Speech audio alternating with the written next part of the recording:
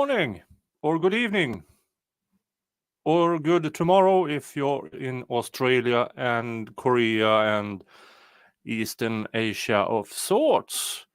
First of all, normally, how's the sound? Are you hearing me okay? I hope so. But if you don't, feel free to tell me.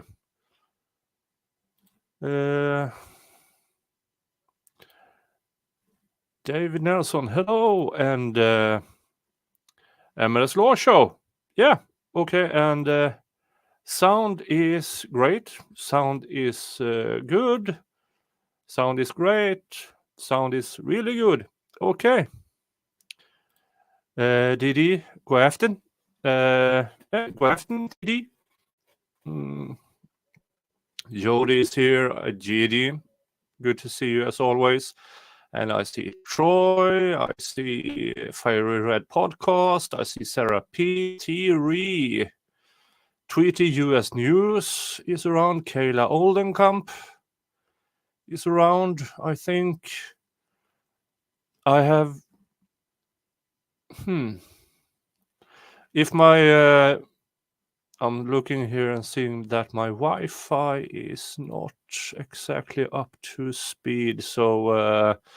if my face gets blurry, it's not because I am drunk, it's because my Wi-Fi is acting up. Don't know why. But hey, that's the way. And for you who, well, there. Hugo is back.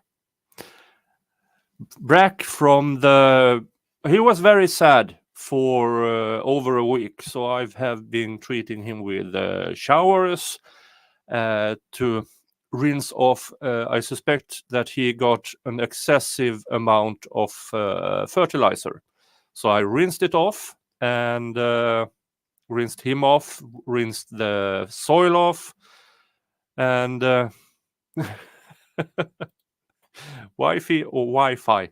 Wi-Fi, not Wi-Fi. Wi-Fi is blurry. If Wi-Fi is blurry, then it's probably me being drunk or lost my glasses again. Well, Hugo is back, as I said. Rinsed him off, rinsed the soil off to get rid of excess fertilizer, and now he's feeling a lot better. The lower leaves still a bit don't really want to hang around, but it grows some new nice leaves up here. So that will be, yeah. Let's see here. And as you might know, the Hugo is a so-called spaghetti chili plant. It's a pepper that grows very long, narrow plant. Well, they look something like this. Curly, very narrow, very long. It's a mild to medium chili. It tastes quite nice. At least when I had it maybe 4 or 5 years ago was the last time I grew one of these plants. But this is how they will look. And as a member perk, if you want to, and if you take on the shipping of it, and if you live in a country where I can send you either chili fruit, dried of course, or chili seeds from Hugo the Ass-Burner. Yeah, so that's about Hugo. So yeah, welcome back, Hugo. Hugo needs an emoji. Oh, Hugo needs an emoji. I will look into that.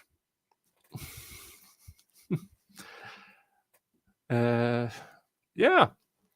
Now some grifting, of course, not much of a grift, but law cards. You who are in the know, recently I got my own law card, and I can see if I can bring that up of sorts. Hold on. There.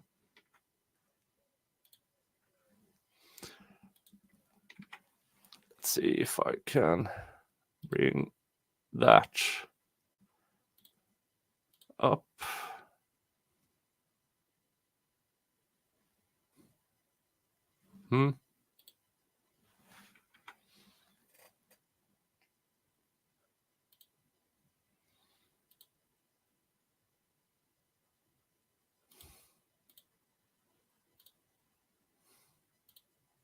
No, not that one.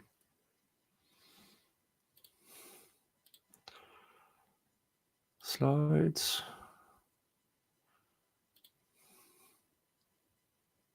No. That could be 4. What's going on here?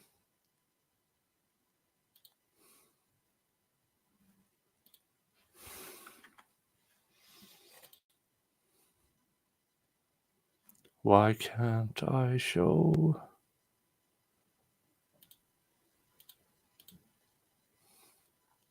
Huh. Why can't I show? That is really, really weird. Well, okay. I got a law card, and if you follow this, getlawcards.com/Niklas, I get a percentage of what you buy. So that's a bit of a grift. So now that is out of the way. And oopsie.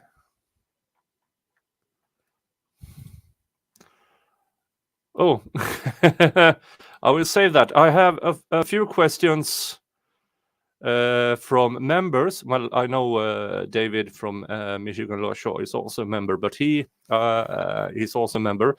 But I do have some questions to go before the grift. And now, of course, let's go with this. givesandgo.com/ZA Anderson. That is the Zachariah Anderson Defense Fund. I would much appreciate if you go to that, and if you have a $5 to spare or a $10, or as in, let's see here, if I can share that at least. Share screen. There. No? There. Free Zachariah Anderson, his Gives and Go. And from yesterday's stream, EM English, thank you so much for donating $100. And I very much appreciated. Now they are 20% roughly of their goal for the appeal. The sentencing is on the 16th. And David on Michigan Law Show will do a stream during. And so watch that stream. And I know that Legal Vices will have Solomon Anderson on at his show, so they can discuss the sentencing. We do not know.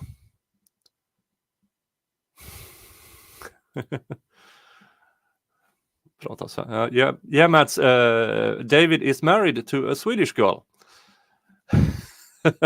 So yeah, he does know some Swedish. And did you boomer? I might have boomered for some odd reasons, because I could earlier when I set this up, I could show pictures. Now I can't, so I'm not really sure why it went to the crappers. And here you have so I will have this going on in the bottom. Let's see if we can have. Also, he knows Google Translate. Yeah. Oh, genitals is here.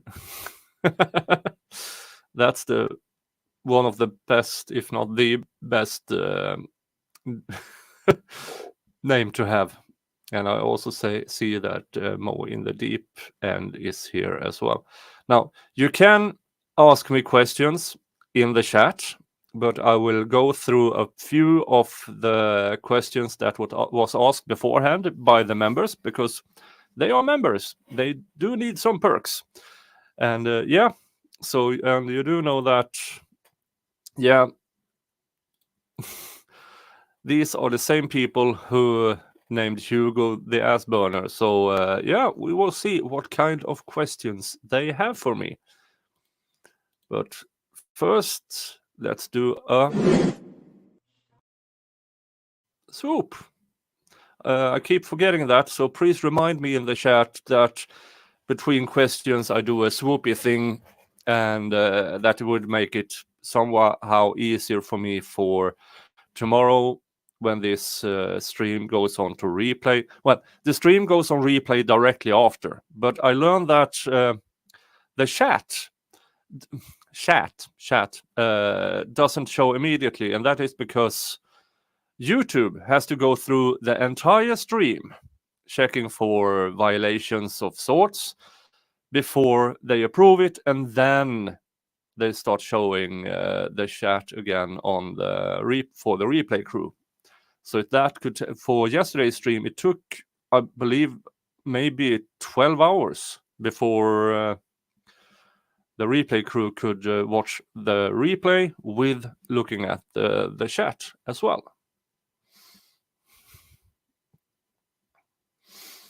But let's go through some of this is a ask me almost anything, and some rules of sorts. For legal reasons, I can't answer some questions about clients and stuff like that, understandably. And I will avoid things that had happened during negotiations for up to a decade ago. But I do have lots of examples from before that. And maybe if there is a particularly opponent, then I might call them out as well.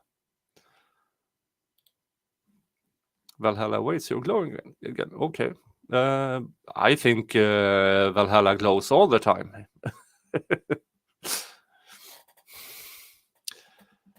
But let's get to the first question. Rainman YYC. Have you ever worked for or at Volvo in your capacity as a union rep? If yes, how would you rate them as an employer?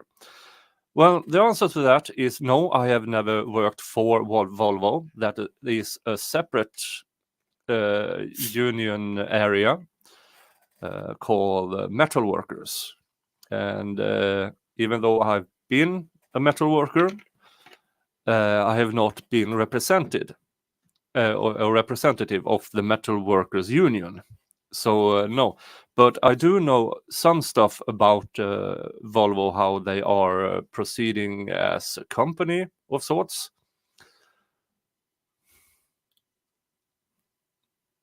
Niklas thinks I'm what? Now you're going into some stuff I have no idea about. Is glowing? Does glowing means that I think you're a Fed? No, that was not my interpretation. Sorry for calling you a Fed. Very sorry. Very sorry. Yeah, Volvo as an employer in Sweden is a good employer. They do have all the necessary agreements in place, or the necessary insurances is in place. And yeah, so, and how do I rate them as an employer? Well, they do have a few issues, union and company, but nothing special about them. But generally, how I rate employers, well, it starts with do they have an agreement with a union, or are they union busters? Now, if they are known union busters, then they are rated very low, and I have no issues in when it comes to my area of as in the graphics industry and food industry and packaging industry. I have no issues in doing my best to either get them to sign an agreement or simply watch them fall and burn when they eventually does mistakes that are against the law, and then I will gladly watch them go under. Then you have those who are not union busting but are not having a collective agreement, but they still have the necessary insurances, necessary things in place for their employees. Now, that is not a guarantee that they will keep doing it. So they are still very low rating, in my opinion.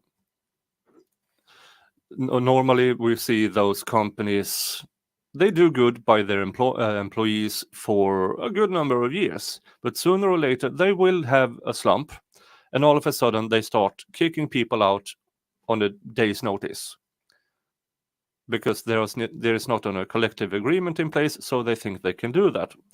But there are laws in place. In Sweden, it's called the LAS, the Law of Employee Safety or Security, Employment Security. So it is regulated by law how you can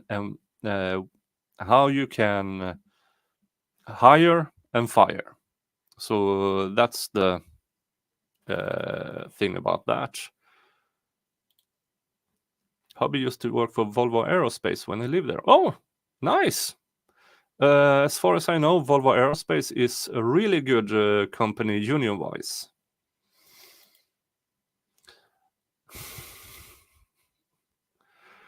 And I see I got a question. I will be starring that one. I'm just going to check for... I don't know how streamers can talk and check the chat at the same time. I have no idea how you do that, because I talk and then I check and there is 50 new chats and I have to go through them to see if I if I can. What was there a question anywhere? Now, if I miss your question, just ask it again. Well, and then you have the next in line. That is the companies that do have a collective agreement, but they are union hopping. They are trying to get the best union to have an agreement with, because some unions are more company-based and some are more employee-based. So they try to hop between to get, which means they still have a union agreement, which is in some ways good. But if you union hop, that creates a great issue for the unions. Which agreement are they abiding by? And if they hop onto a different union or a union area, that means the entire union has to shift to that area on that workplace. So even though it's not maybe an issue for the collective agreement, it is an issue for the union that they have to remodel the organization to the new union, and that creates issues. Still, so that, yeah, still not good, but at least they have a collective agreement. Next above that is the baseline. Companies has a collective agreement and they abide by it, by the letter.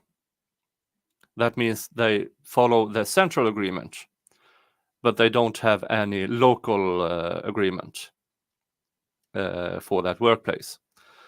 That's the baseline. The central agreement is the baseline. For instance, how you regulate work hours, how you regulate what do you call it? The salary increase, how to regulate, just the basic stuff. And yeah, nothing wrong with them. I kind of like it. That creates less job for me, as long as they keep by it.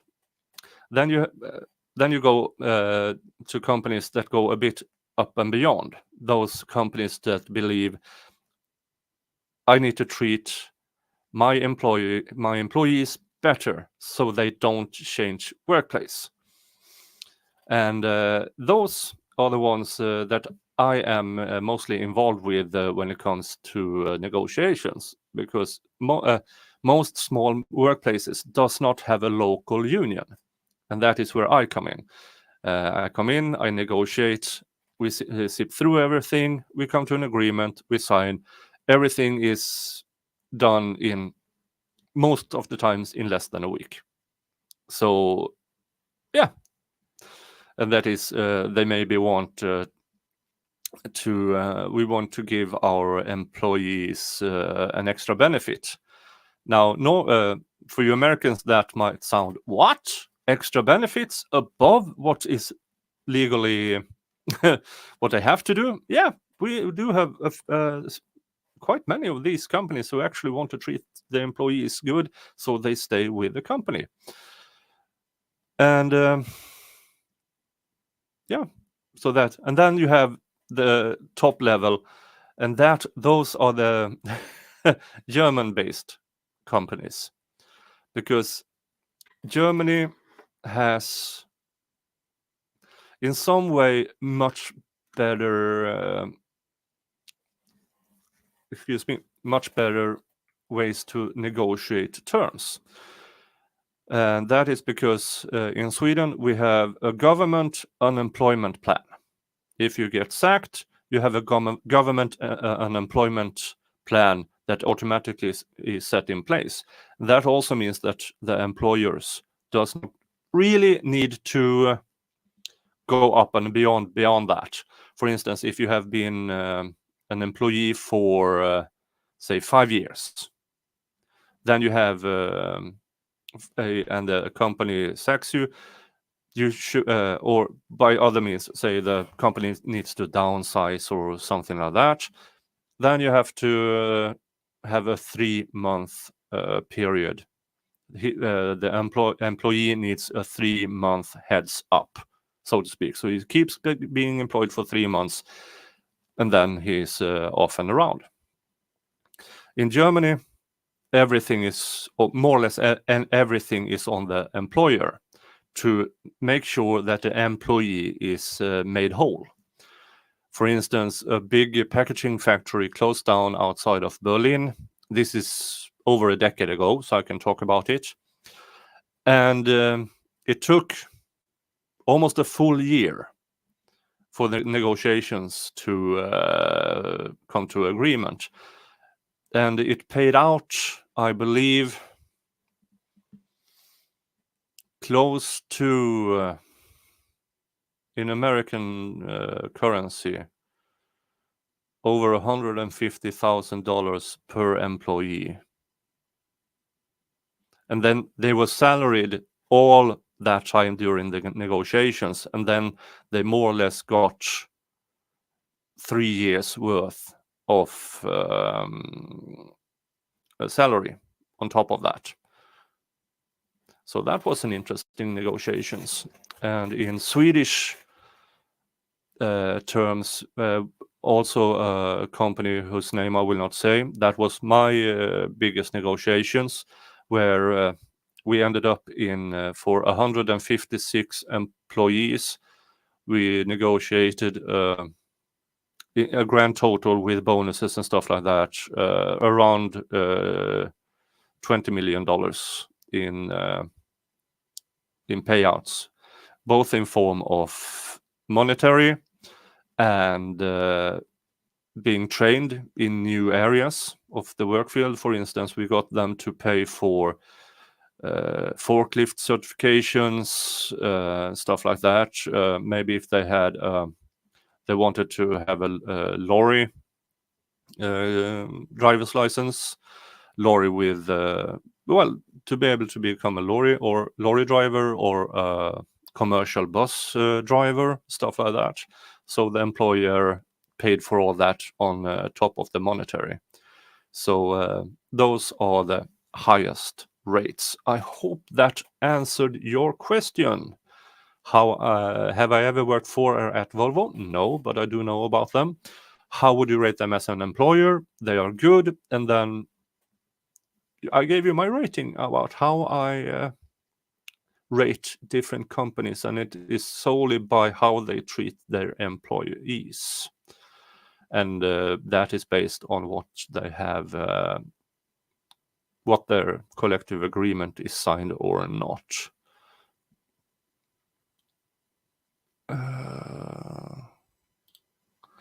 ADHD helps with checking chat, according to Nick Ricada. Yeah, apparently. And now, a few of my in my family believes I do have some of the. They claim our family has all the letters, but not IQ. But I've been tested for everything from on the autism spectra up to ADHD and everything, and no, nothing of the sort. I'm just slightly above average intelligence of sorts. That's quite some benefits. Yeah. Well, the entire division closed down and moved the production off to other countries. So we did get good benefits for the people who were sacked, because even though the employer wanted to make the employees whole, they still had that, well, we are still paying you. You should work to the end of your up to 6 month resignation time or something like that. Well, you can't stop them from trying to get work elsewhere. You need to try to get them to stay within the company, because you need them all the time until everything is gone from the company. Well, I could see that. So we got some bonus. If they reached goals, they got a bonus.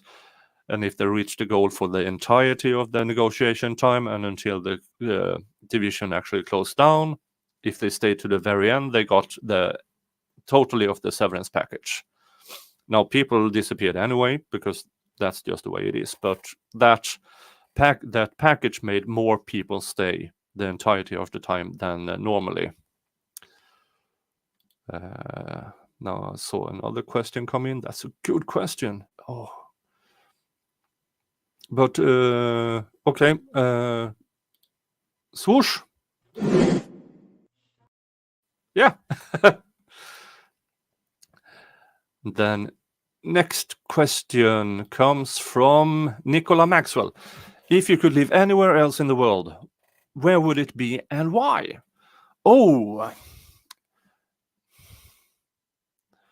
well, I've been looking at stuff like where would I want to live in the United States, and I like it to be warm, but I also like it to be winter. So I hear that somewhere in the Midwest is quite nice. Virginia, oh, that's not Midwest.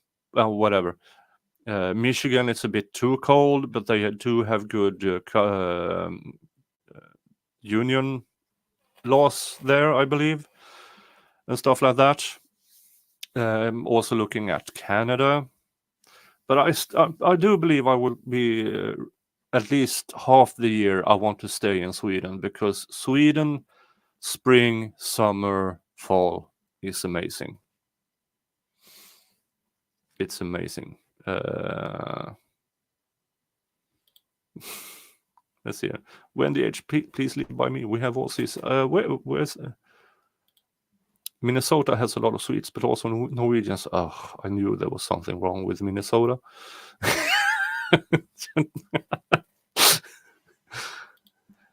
California, too expensive, and it might go out in the ocean sometime. So yeah. I try to avoid hazards, and an entire state moving into the Pacific is quite Chicago. Winter, spring, summer, fall is always less than 2 hours away any day of the year. Oh, okay. In Sweden, spring, summer, and fall last about 7 weeks combined. Yeah, we have that joke that summer is great. Last year it was a Tuesday. No, but I live in the south of Sweden, so it's quite close to the continent and continental Europe. So we get decent springs. It starts around April. Summer gets quite warm. Today, for instance, was probably the warmest day of the year so far. We had 22 degrees Celsius. I have no idea what that is in Fahrenheit. In the mid-70s, maybe. I have no idea. In Colorado, there is only summer and winter. Hey, Legal Vices, listening to you while I try to go to sleep. Well, good for you. I heard that your stream earlier today got an abrupt ending. That's what you get when you try to play the Graham Norton show.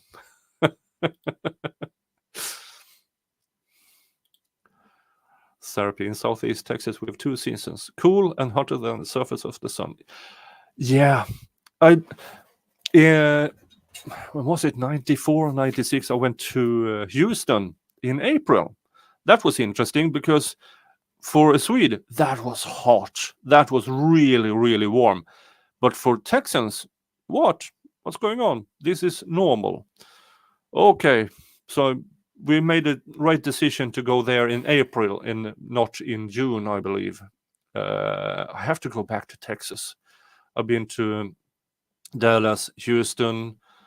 I've been to Galveston. So next time, whenever next time will be, I want to visit Austin because I want to go to a wrestling show and I want to drink Ron White's tequila.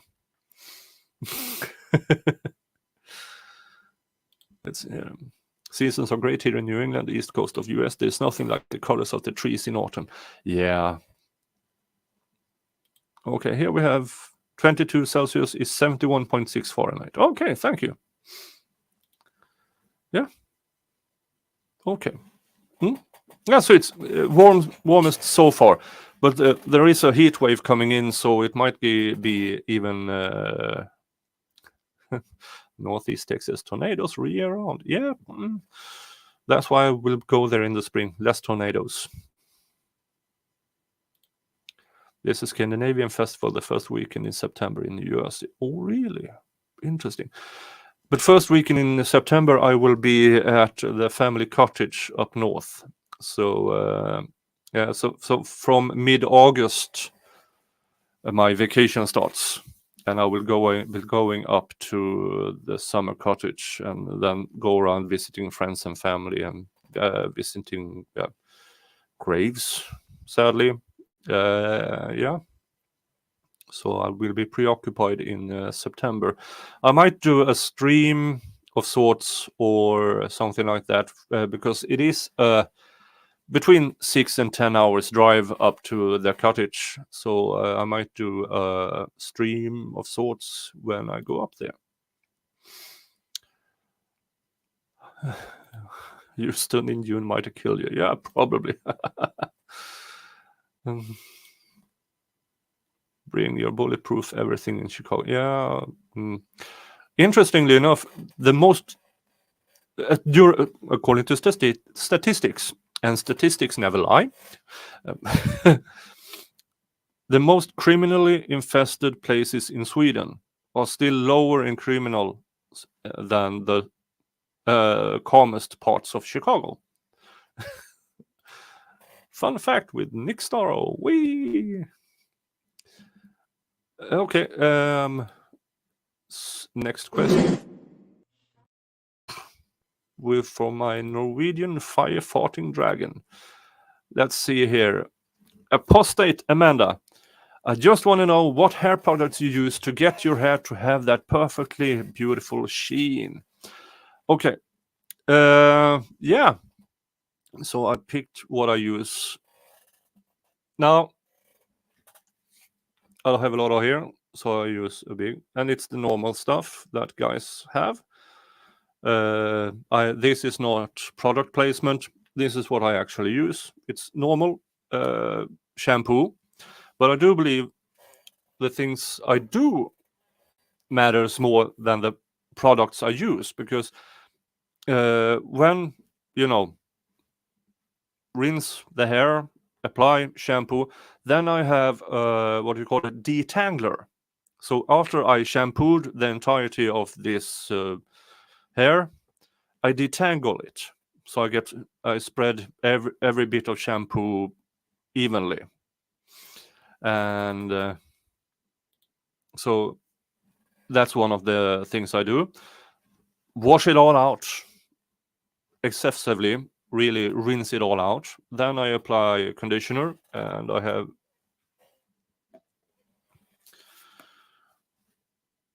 either Garnier or Cien, and I repeat what I do with when I shampoo. I apply it as much as I can, detangle a hairbrush, but it has it besides the spikes, it has tinier brushy thingies below that, so it detangles the hair, because as my hair gets grayer, it also gets a bit more brittle, so it tangles extremely easily. So I do need, so that's, and also with the conditioner, apply it everywhere, then use a detangler, so get everything even, because I don't know if you can see it, but the back of my hair is a bit wavy, and this is after I brush it out. Now, I don't mind having wavy hair, but it does create problems with the kind of hair I have, that is a bit, it tangles very easily. So if I don't do this, and apparently applying shampoo and conditioner in that way makes it look quite good, I must say myself.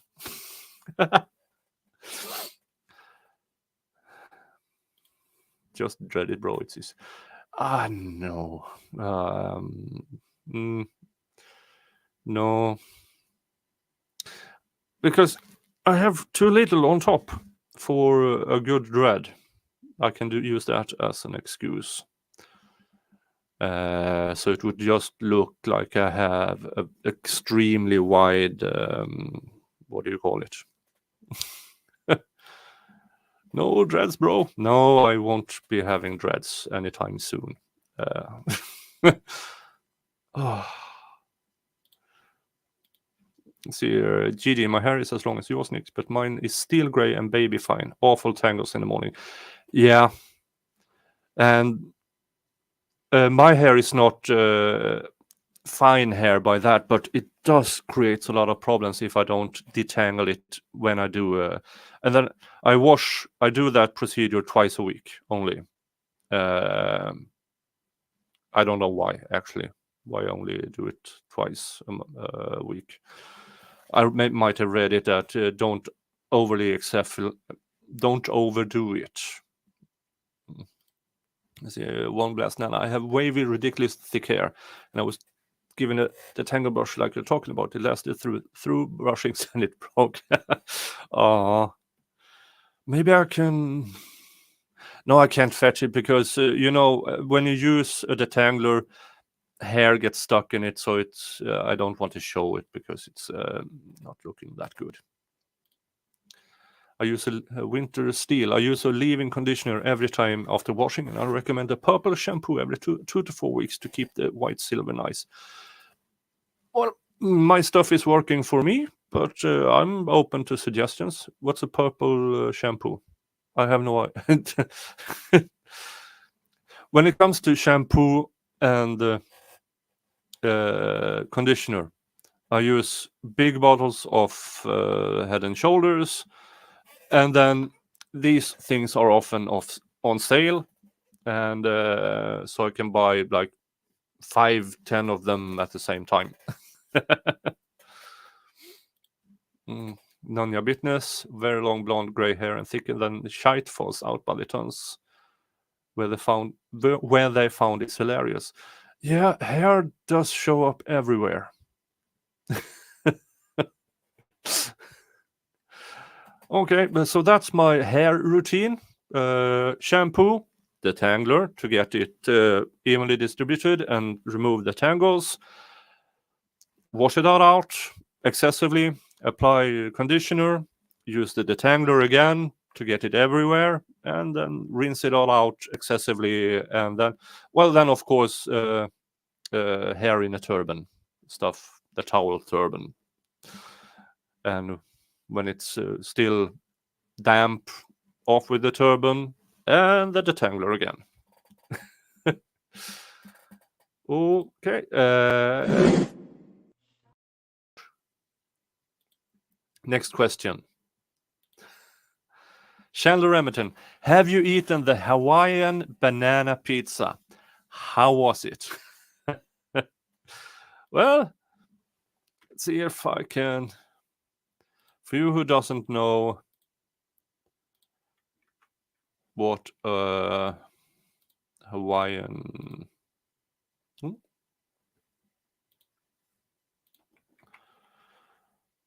Let's see if I can do it this time.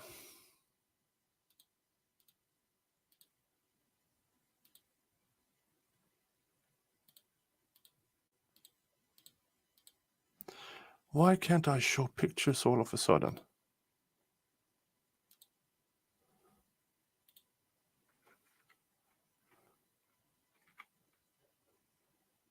Oh, there. There. This is the Hawaiian pizza with pineapple. So I don't understand, have you eaten the Hawaiian banana pizza? Yes, but Hawaiian pizza in Sweden is with pineapple.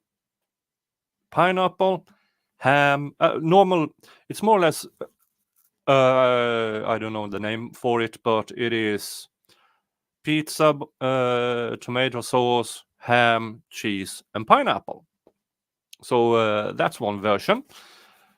And yes, I have had this, and it's not my favorite, but it does bring because those Swedish pizzas are quite greasy, so it's good to have some acidity with it.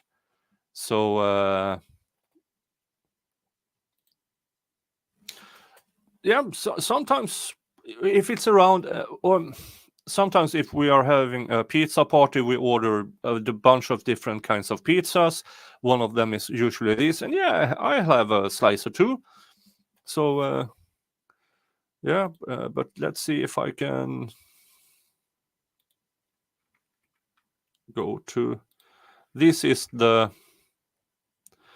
banana pineapple pizza with curry powder. And this is I'm not a fan of bananas on pizza because banana gets soggy and stuff like that. And for some odd reason, they're putting curry powder on it as well. This is more of an abomination. And yeah, I'm not a fan. But pure pineapple, yeah, sure, I can have it. But pineapple, banana, curry powder, ham and cheese, not a fan. Now, my there.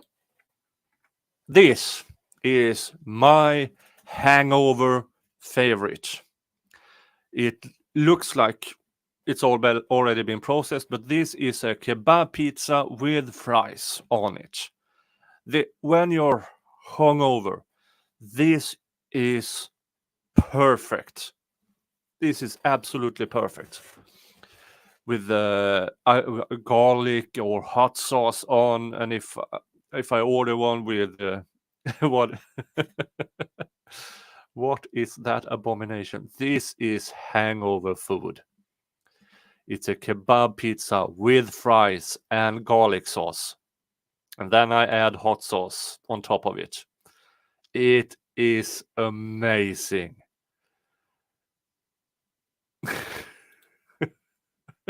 Oh no, Niklas, you ruined the kebab pizza. Don't put fries in it. Uh, but I can't help myself. Now, the issue here is because I live a bit outside of city limits. So I can't order takeout because they won't drive here. But once in a while on these sites, like Pizza Dot or whatever it's called, sometimes there shows up a new restaurant who hasn't blocked my address yet. So I get one or two takeouts before they block my address. But it happens maybe once or twice a year when I can do that. But this, yeah. Do you add the fries yourself, or does the restaurant actually produce that? You have to ask for it.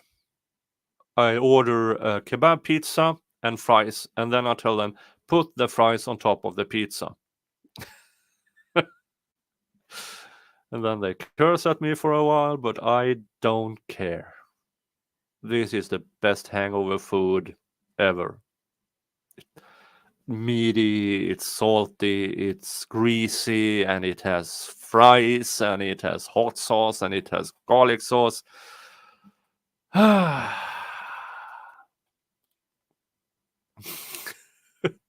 Guess people without access to real pizza will just put about anything on their pizza. Yeah. Oh, so that is a Niklas bet. No, I think it actually has a name, but I'm not sure what it is. I just say kebab pizza, fries, put the fries on top of the pizza, get it over here. That is garlic sauce. And it's amazing. And then I have my own hot sauces here and just pour it over. And then I just sit down in the couch watching some stupid YouTube videos and just cramming it down with Pepsi or Diet Coke or something like that. Yeah, it's amazing. And then I just go back to sleep. Oh, I'm having so much fun.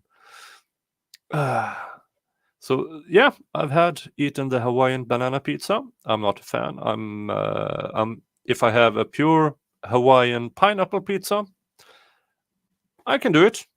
Yeah, but it's not my favorite. But if it's served me, I will eat it. I'm the family garbage disposal. Oh, it's the leftover pizza. Yeah, I'm like Garfield. Yeah.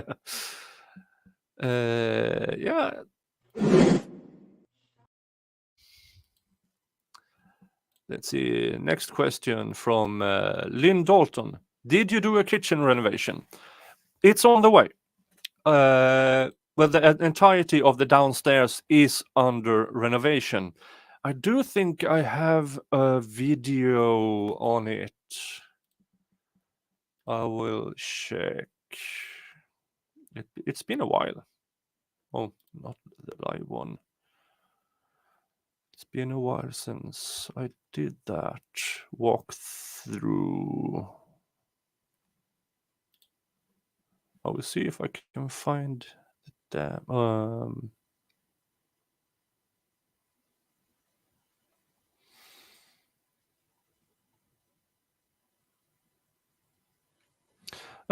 There it is.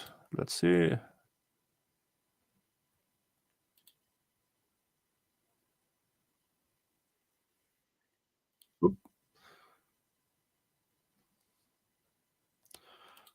So stop sharing that. Share screen. Share screen.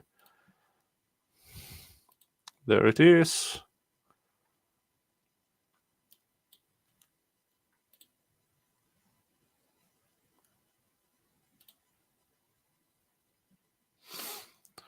So this is a 10-minute video where I walk you through. Okay? Dang, that was a lot. Yeah. Nanya Bitten is getting nice to know you, Niklas. Well, I'm having lots of fun with you guys. This is addictive. Yeah, I'm having so much fun with this. But let's see here. So this is a 10-minute video where I walk you through my place. Okay, so hey, I thought I would give you a little tour of the farm. I have some requests about that, and well, it's a good morning to do that. And there's my tractor. Isn't she a beauty? Well, let's start here with the house. And pardon the wind, I'm quite close to the coast. So, it's a nice house. We were done. Yeah, I'm going to get myself a cup of coffee. You watch this meanwhile. Okay. Where we see you in a bit. Well, raised the roof to add another to add space, and then about a year ago we started with downstairs, and I will show you a bit of that, how it's looking now. So, and here's the barn. It's the oldest part of this barn is from the mid 1800s, but I will only show you the outside of it. That is the garage. We had to add a heavier garage door because we had a break-in. So now it's an 800-pound door. Good luck with that. And it's alarm as well. And yeah, just some stuff laying around. Small bucket. And here is where we dug down the new system, the heat system, geothermal. That's the old diesel tank that's used to heat the house and the barn. But after the diesel prices skyrocketed, well, good to know. And here, my forest. Yeah, there's stuff laying around, but and out here it's a bit misty today, but this is the fields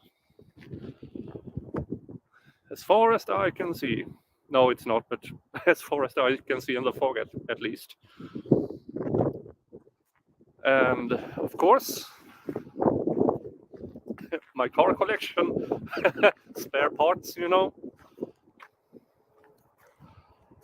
The other side of the barn, more doors, all secured and reinforced. When you live on a farm, you always have the risk of people wanting your stuff. Another barn, containers where, well, stuff. That's always stuff. And this is the other side of the house. I'll try to avoid to drop down any holes since we were digging here for the geothermal. I can show you a bit over there. So we had about 400 yards of pipe. No, that's not a word. Well, for the geothermal system. old trees that didn't survive a 2019 storm. Luckily, they fell away from the house. Sorry for the wind. Yeah, back of the house.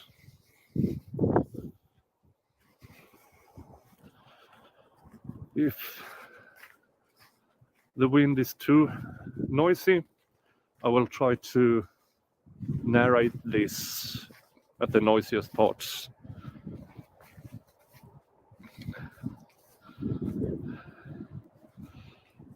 Here is where I normally sit and enjoy a cigar under a roof in the spring, summer, and autumn. This needs a bit of work, but that's for a later date. And back to the front of the house. And let's walk inside to get out of this.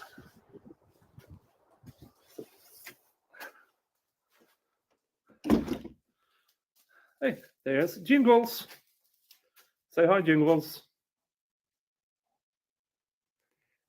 Hi, buddy.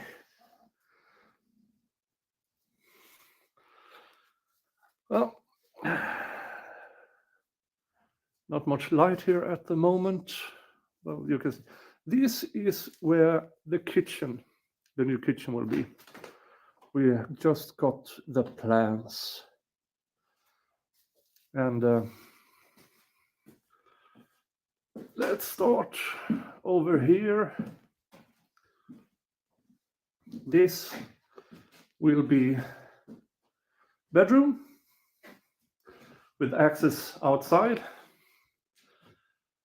And here is the old entrance. And this area here will be an ensuite. At least that is the plans. This is an old cupboard. So it's about 2 yards by 5 yards, maybe. So that's a decent ensuite.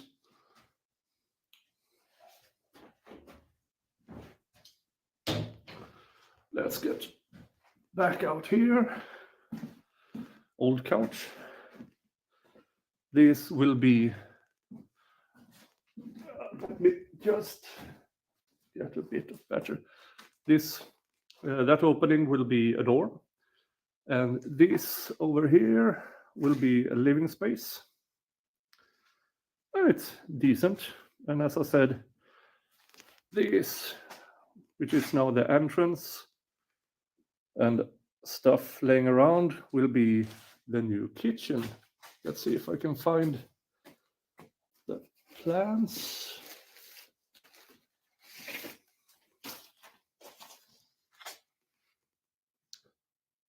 This is how it will look eventually, with the kitchen on the right side and table and chair and stuff like that to dine.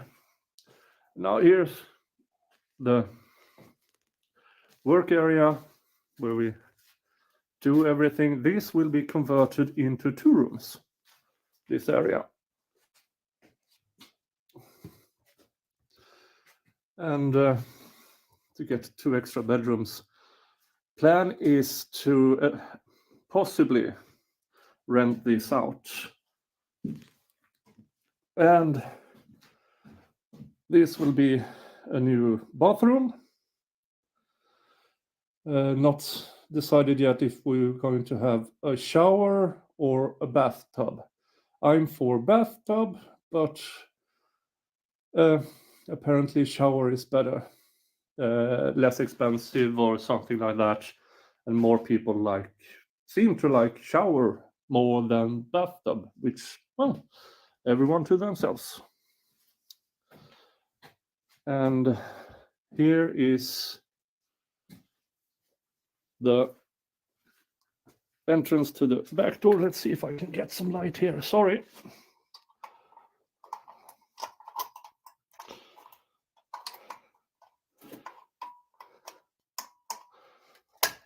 Ah, Jesus. This is the heater, new heater. Everything here is almost done with concrete piping. We're building a new electricity central, so we will move it inside this area, which will be closed off. This old stair, I think I can get a better picture.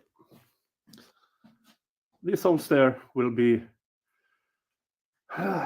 exchanged for some better solution. Now, I won't show you upstairs because that is a living space, and it's everything that used to be down here is up there, and it's a mess. So no, won't show you that. Well, that is my house and the barn and the farm. Hope you had a nice tour, and if you have questions, just ask in the comment section.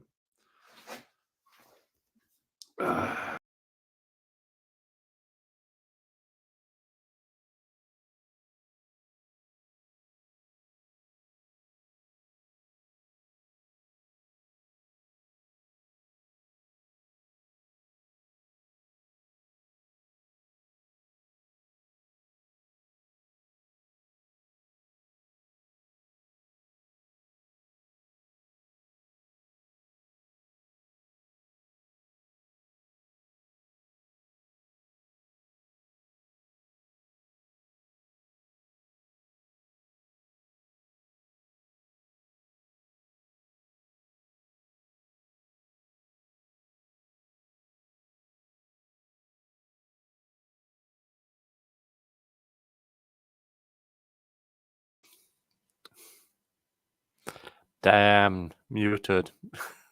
Yeah, boomer moment. I'm so sorry. Damn, I lost it an hour before my boomer moment. Oh. Let's see, a walking shower would be more efficient and probably easier to keep clean. Yeah, we are. This video is over a month old, so it's we've been doing more stuff downstairs. That will be for a member video. I will shoot that next week when we have a bit more in place downstairs. So that will be for members.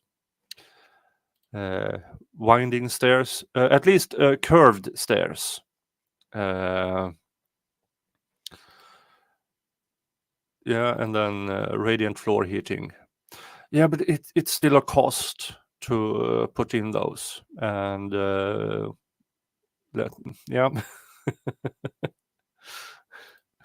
I relive, so no problem.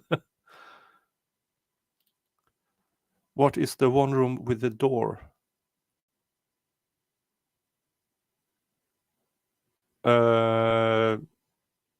If it was in the beginning of the house tour, it was what will be a bedroom with an ensuite. I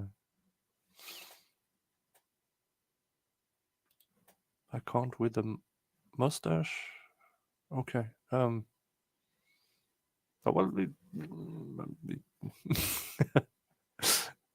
oh, you can't lip read because of the mustache. Okay.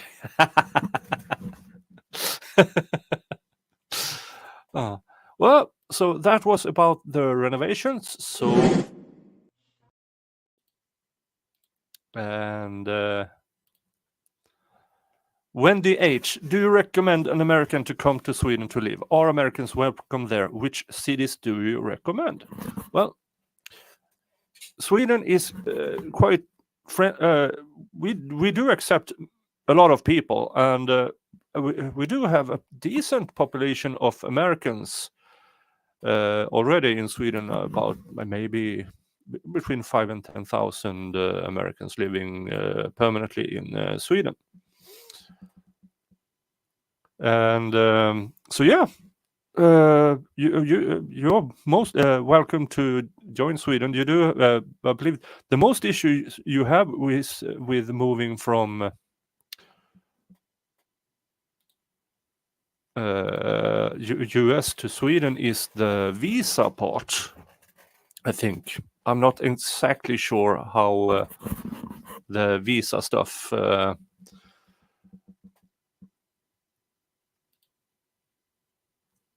Where do you? I'm lost. I have a dirty mind, but now I'm lost.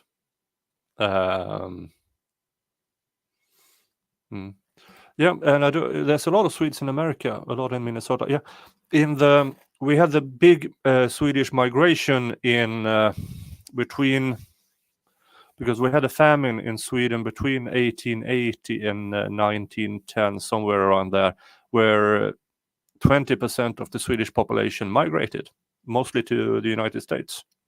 So the United States have a very large Swedish population. More or less, if you see any Anderson, like in Zachariah Anderson, they originate from Sweden. And Peterson and Svensson, stuff like that. Most of these people are originate from Sweden. So yeah, do I recommend an American to come to Sweden? Yeah, sure.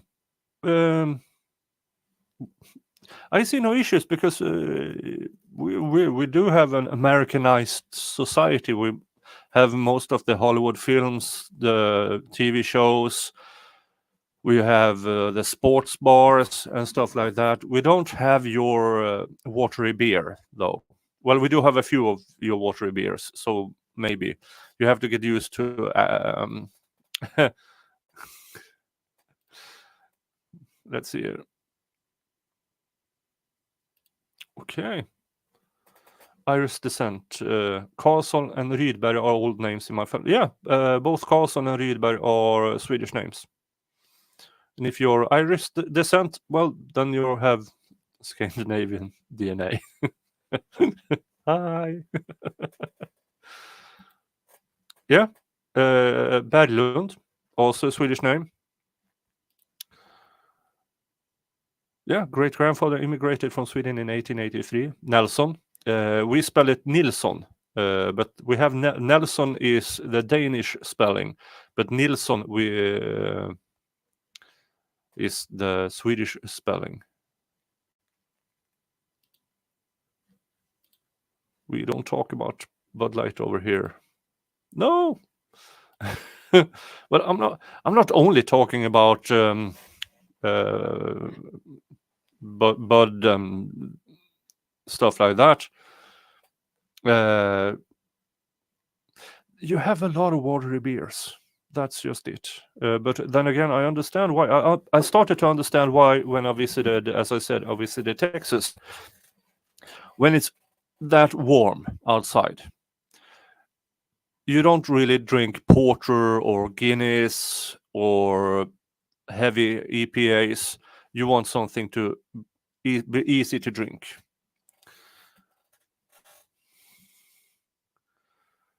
So yeah. So that's when I learned that why you have these watery beers, because you need to hydrate, and you don't. Some states doesn't have very good tap water, so why not a beer? Save water, drink beer, you know.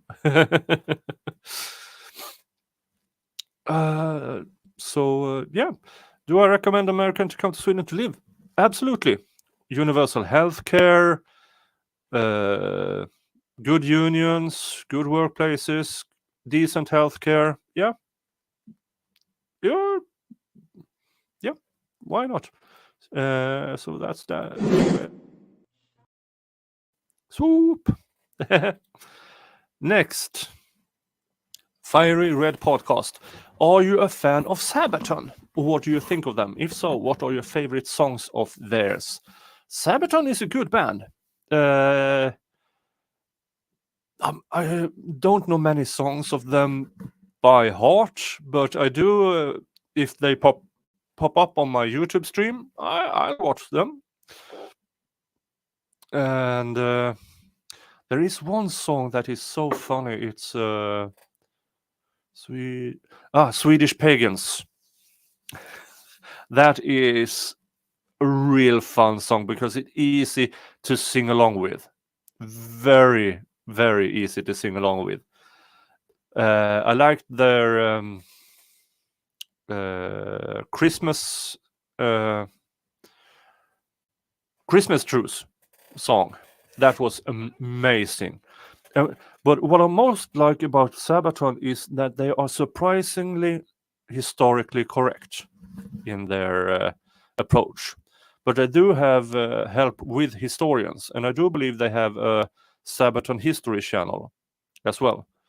And Livstid i krig, A Lifetime of War is the English version is good. The Swedish lyrics are amazing, and they do get most, or if not all, of their history correct, and they almost always tell the story from the perspective of the soldier, and that is amazing. And because, or for instance, in World War II, we hear about the Germans and the Russians and everything, but that was the government. Well, a big portion of the population were communists, they were Nazis, but the soldiers on the ground, they ideologically, I don't know, but most soldiers are very much alike. They just want to survive. They do what they're told, and they want to survive, and that is equal no matter which side you are on in a conflict. So salute to all the soldiers out there. I wish that when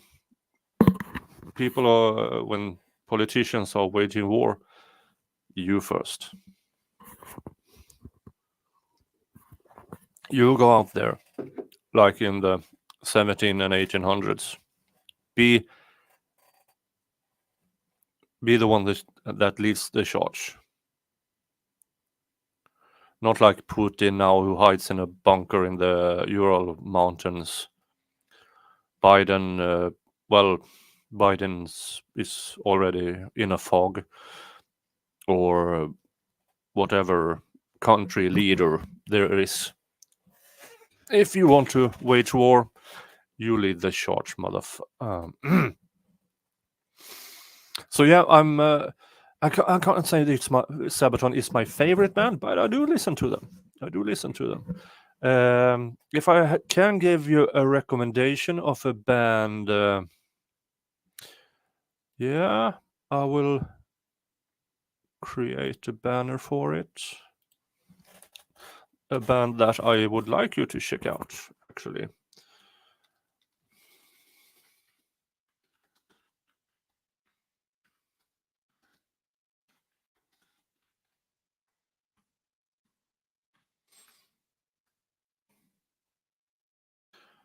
So there. This I know these guys. They are goth metal, doom metal kind of band. They are unsigned for some effed up reason.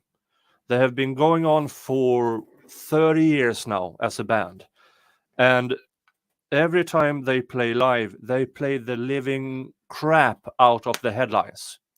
So they are having difficulties. They have been having difficulties for decades to get on tour with a bigger band because they outplay the bigger band.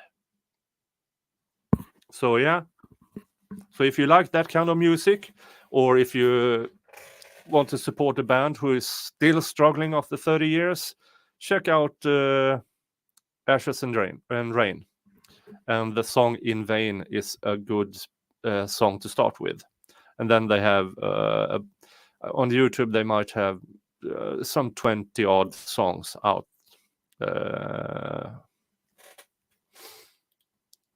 Volbeat is a good band. Yeah, Volbeat, they are fun. They are having fun on stage. Let's see, except Senator Blumenthal had just lied about his service. Oh, stolen valor should be a crime. No, Now, I have done my army service. No, I haven't been to actual war or fight or something like that. But I do am military trained. My generation in Sweden, most men are military trained. So, yeah. And the band Avatar, yeah, they are from the Gothenburg sound. Gothenburg death metal sound. Oh, those are great. They originated in the 90s, and most of the bands were down at the bar I used to work at Rockbaren, the Rock Bar in Gothenburg. So, yeah, I do have some stories about working at the Rock Bar in Gothenburg in the 90s when all the big bands showed up. So either the band's roadies showed up, the band showed up, or all of them showed up, and sometimes they stayed after hours. So it was interesting. Let's do and go to the next question. One Blast Nana. What are some key differences in the US trials you cover and the ones in Sweden? Well, the key differences is that we have a completely different justice system. We have a civil justice system with judges, a panel of judges. Now, on the lower courts, we have an actual judge, and then we have layman judges. It's similar to the Danish system. And I know that David on a Michigan Law Show will have a stream, I don't remember the date, with the Broken Baker, because Broken Baker is a layman juror of sorts.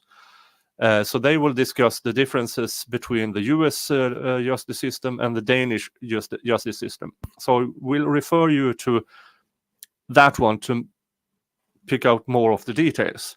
But the Swedish justice system is, we have the lower court, which is one judge and 4 layman judges. They have an equal vote on how on the sentencing and if to convict someone. And then you can appeal to the appellate court, or as in Sweden, the lower court is called tingsrätten, and the appellate court is hovrätten. You almost always go appeals to the appellate court, and they, as well as the United States, will go through the paperwork. There are very few oral arguments for the appellate court, very, very few. And they will decide if there were any procedural misconducts, procedural wrongdoings, or if the actual, they can even interpret the evidence in a new light. But you can't bring forward new evidence, I believe, in the appellate court. So that's the appellate, and there is a panel of judges, and sometimes you have layman judges there as well, but they are trained laymen, so to speak. And then you have our Supreme Court, which it's simply called Högsta domstolen, the Supreme Court. There you can appeal, but they choose their if they will bring it up, and almost always it is about if it is either the prosecution will appeal because they want a new statute, or new evidence have surfaced, so the convicted will appeal to the Supreme Court to take it up in the light of this new evidence. Oh. Hey, Angel Australia. Hey, Niklas, caught you live for once. Morning from Queensland, Australia. Good morning to you. It's still noonish. No, it's 9 o'clock now, 9:20 in the evening here. So it's afternoon in the States. It is about evening in Europe, and it's tomorrow in Australia.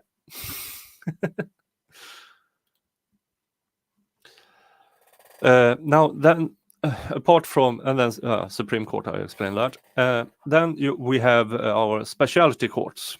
One of those is my court, which is the court for labor issues or labor law. Now, I rarely have cases that reaches that level. For me, it's not a mistake, but it's a form of failure if I can't resolve the issue on a negotiation level. But sometimes, maybe 5 cases in 30 years of mine have gone all the way up to. Sorry for my creaky chair. It's an old chair. I got it as a gift a few years ago, and it's not really suited for sitting on long periods of time, but it was a gift, so you still use it. I might get a new one later on. Well, for labor issues, then you have for copyright issues. So it's a specialty court only for copyright trials. Then you have the immigration court, where they solve immigration issues. For instance, if a migrant or a refugee is deemed to have no asylum status, they can bring it to the court, who then decides, yes, that person does have asylum reasons, or no, sorry, you don't have asylum reasons, so you need to get out of here. And then we have one more, which I can't really remember what it's called. And those were the questions from from the members. So let's do questions you have in chat. So you can fire away while I bring one up. Thank you for the super chat, David, from MLS Law Show. Fråga, har du någonsin haft en kund du helt enkelt inte kunde arbeta med? I så fall, vad gjorde de? Translation, have you ever had a client you simply couldn't work with? And in that case, what did they do?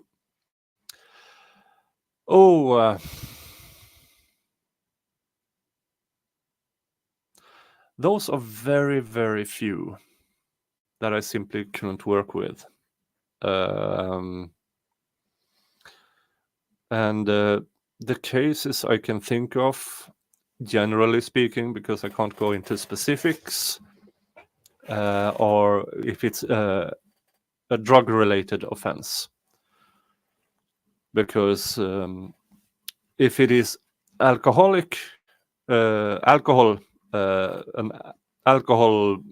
for alcohol reasons, the employer do have obligation to send that person to rehab. But when it comes to drugs, that's a termination offense if you show up at work with drugs in or on you.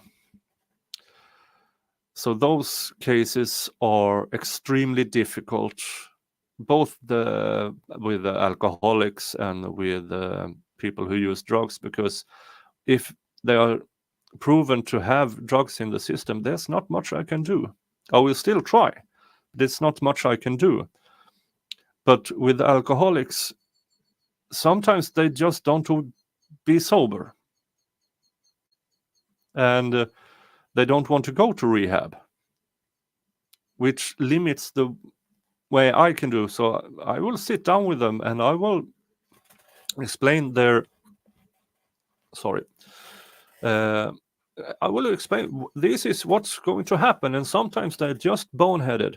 And then we have people in the union who specialize in talking to these people, so I will refer them to them, but I will still at least give it a try. But some alcoholics simply doesn't want to get out, and sadly I had case about 20 years ago. He simply did not want to be sober. He didn't want to go to rehab, and he was a forklift driver, so it was quite serious.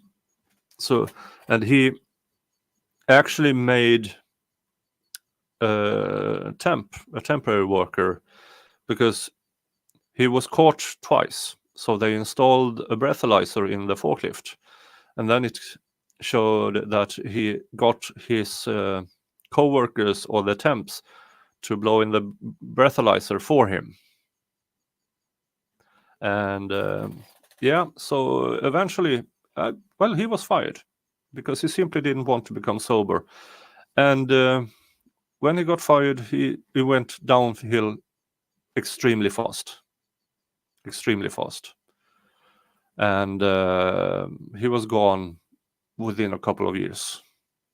I had reports from co-workers who still visited him, and he had more or less en dunk, like a 2-gallon bottle of vodka by his bed, and that was all he did. He laid in bed and drank, and it took a couple of years, and then he was gone. It's really sad, actually. But clients I simply couldn't work with, very few, and the few who is alcohol related, sadly. Yeah.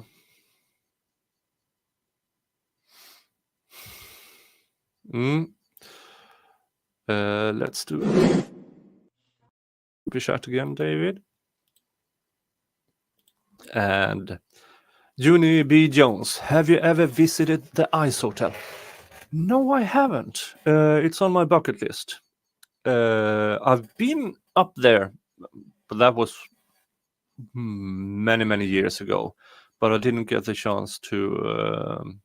When I went up there wasn't an Ice Hotel, so that's why I couldn't visit it.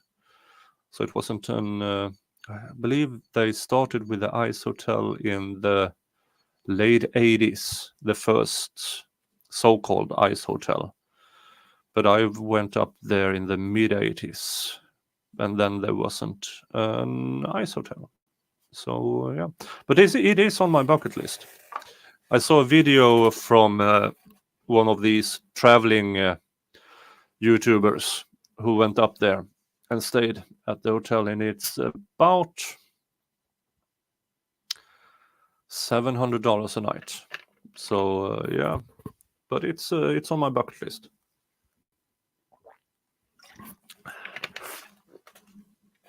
And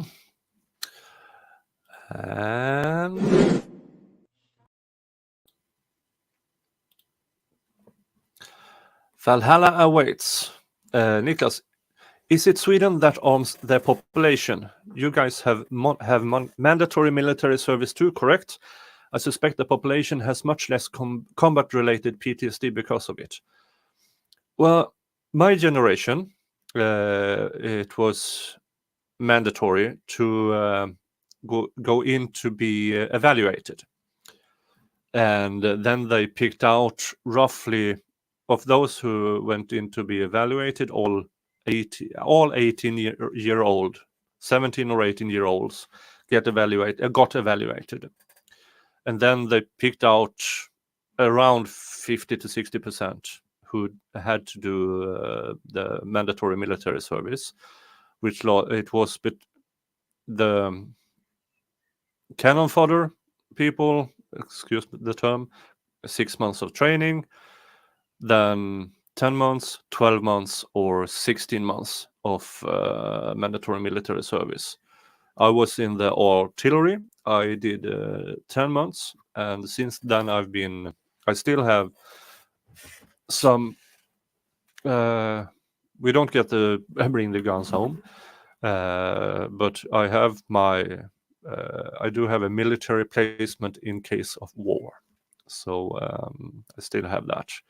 So everything is locked down in a bunker, and if the call comes, I have 48 hours to get there.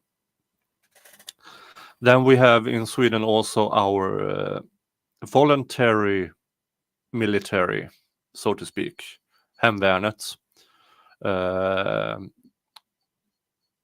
which is these guys train about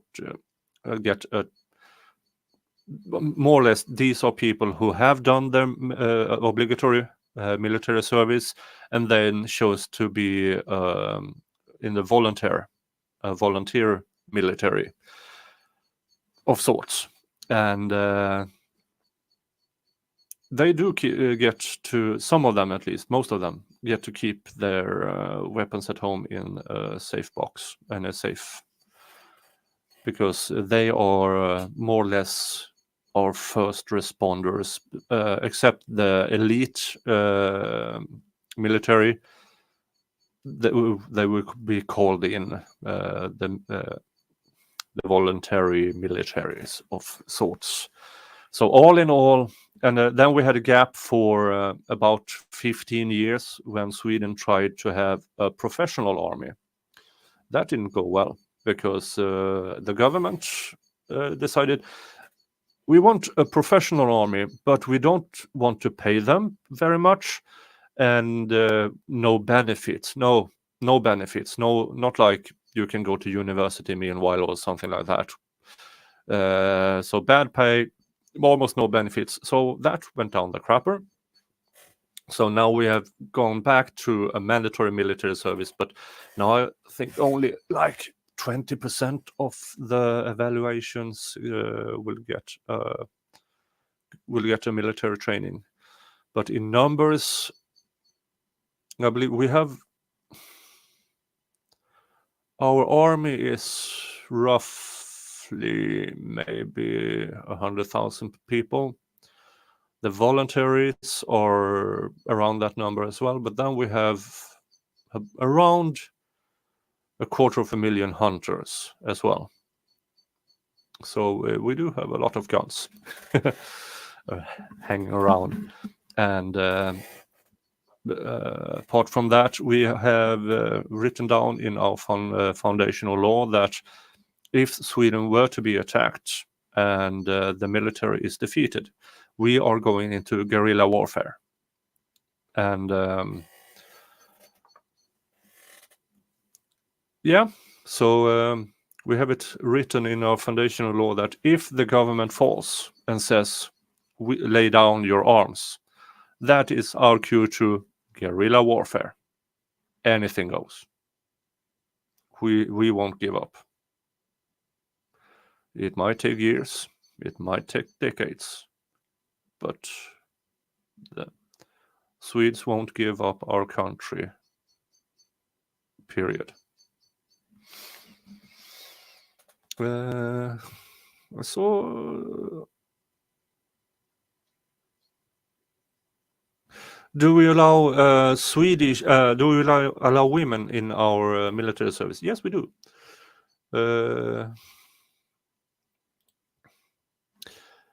Let's see here. And GD Beauchamp writes, why did you choose law? I didn't.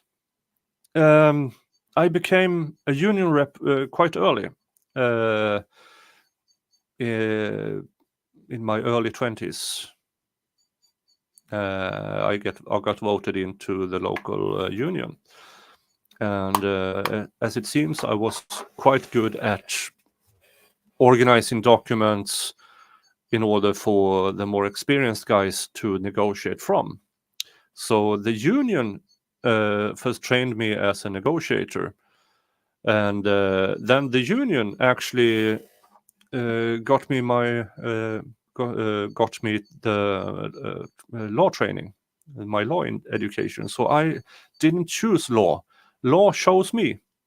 So it's about 20 years ago, the union sent me off to get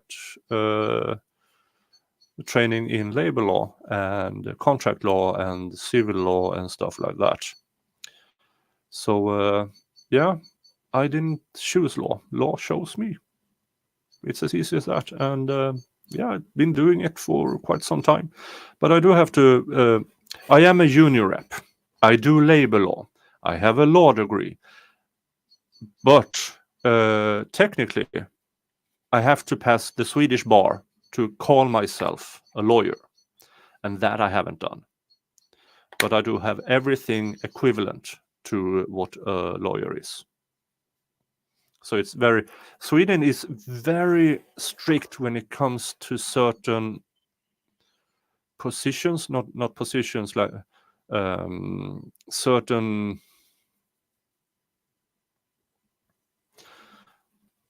official words for occupation. For instance, you can't call yourself a nurse unless you have that training. You can't call yourself engineer if you don't have that training, or if you passed that final tests. And that is also with law. I do have all the law training I need, but since I've been trained through the union, I have to pass the bar like everybody does, and I chose not to because it's not necessary in my line. So I hope that answers your question. Why did I choose law? I did not. Law chose me.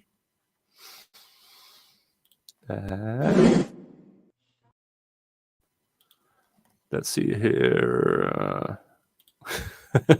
Where did you keep the reindeer? On the roof. This far south in Sweden, we don't have reindeer. We have normal deer, but we don't have reindeer. Reindeer are more up north.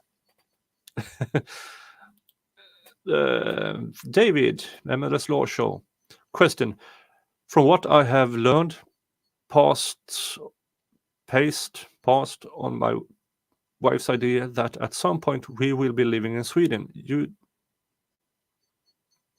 do not, as you...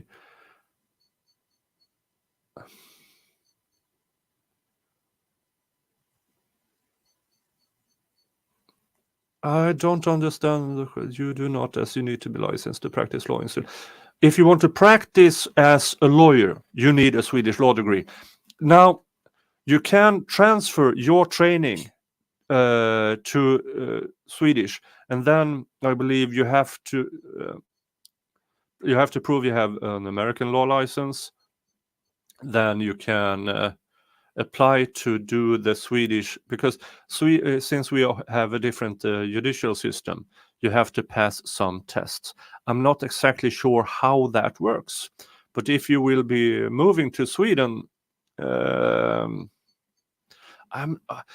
you know what? I have to come back to that question because I'm not exactly sure how that, and I don't want to answer that question properly. So I will come back to David on that question, because I'm not exactly sure how it works, if how foreign law license works in Sweden. I'm not exactly sure.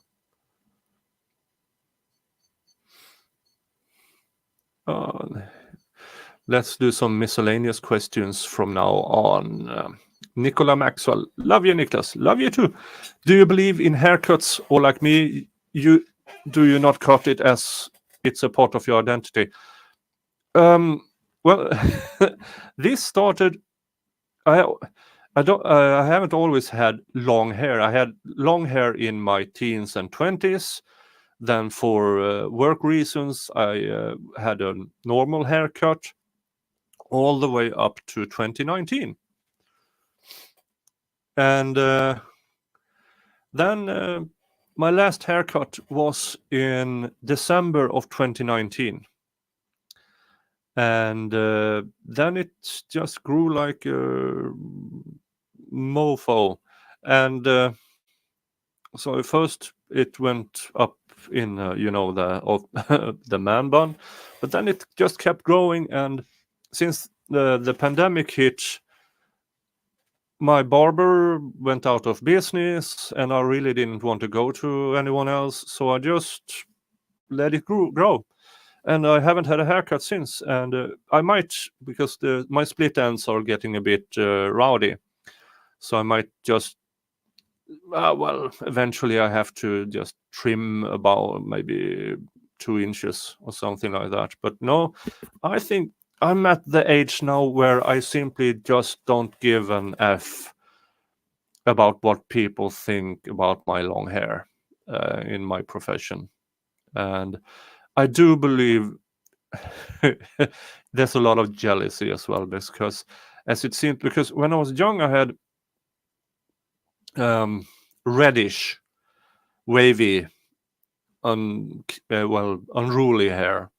So, but now the more gray it got, the better it got, more or less. Damn. Sorry. Do you ever do a man bun or just ponytail, or played it like in Vikings? It's just ponytail, because it's too long to have a man bun. It just gets loose and looks more ridiculous than a normal man bun. Is everything official done in the Swedish language? Well, within the borders, yes, but since we are part of the European Union, all of our official documents has to be translated to English as well. And that's interesting, because sometimes our government, when they translate Swedish documents to English and move it for the European Union, sorry for the share, sometimes they alter just a tiny, teeny bit, because the government didn't like the how most of the government's issues and documents are the end result of a negotiation. And if the current government really doesn't like how it ended, they try to alter it on the way to the European Union. And that was one of my, when I did my 3 years as a documents analyst in the European Union, that was one of the things I did, just checking, is the translation correct? And I had a lot of work. Let's see if I can show that, by the way. Maybe a few examples. I'll see where I can.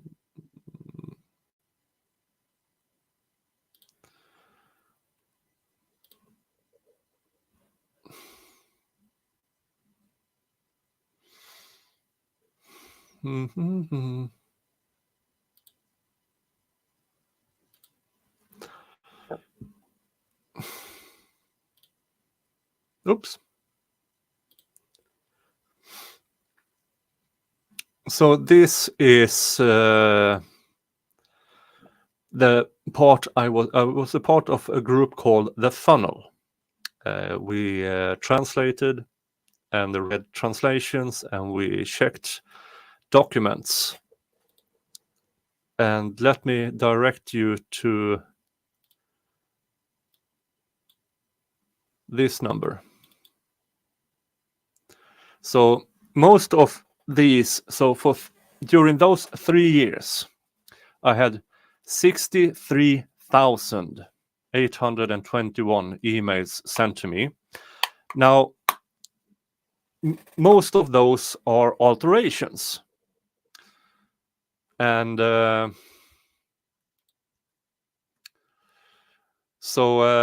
and the alterations is because every document in the European Union goes through phases. So they start with the original document, then it goes through commissions and groups, and they get alterations. And my area was, let's go back to this. Now I've shown that. My areas was international trade.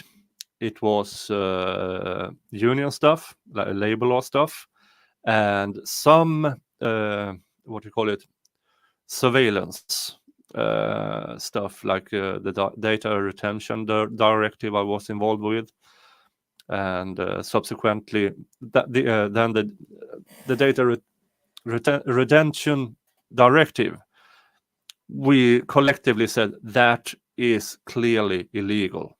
It's against the Europeans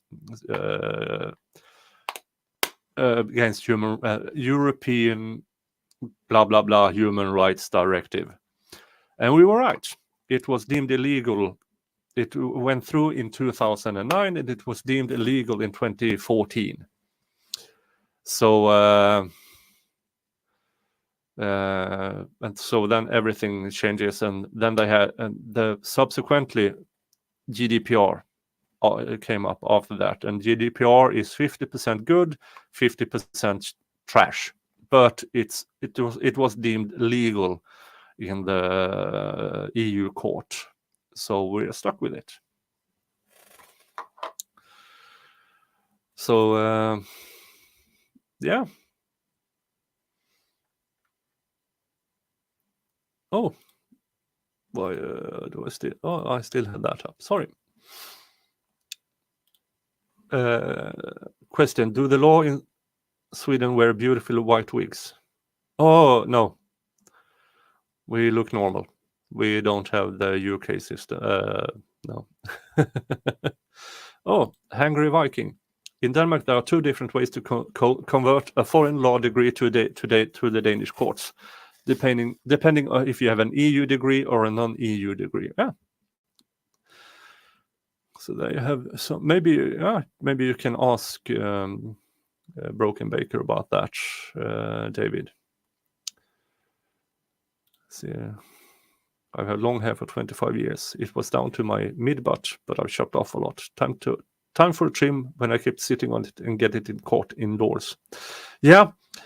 I don't have the issue with my hair, but I had it when I had my big beard, is that it kind of got stuck when I woke up in the middle of the night and I had fallen asleep like this.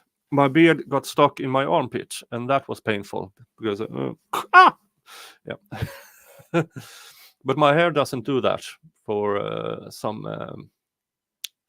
Yeah. What is my favorite snus? Licorice flavored, non-tobacco snus. So the snus I use, I can't show it because it is illegal to promote snus in Sweden, but my favorite is licorice flavored. Trying to find more questions.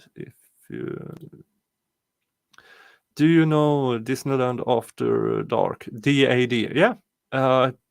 I've been to a concert of them in Copenhagen, but that was like 20 years ago. They are not allowed to call themselves Disneyland After Dark, apparently. So they changed the name to DAD instead. Oh, people are calling for swoosh. Yeah, I can do a news or miscellaneous questions. So I just clump them together. Long white hair and the big beard is the S just saying. Yeah. Sometime in the future, when I actually retire from stuff, I will definitely go into the too old to give a F, and then my beard will grow back out. Just saying. I really liked my long beard. I really liked it.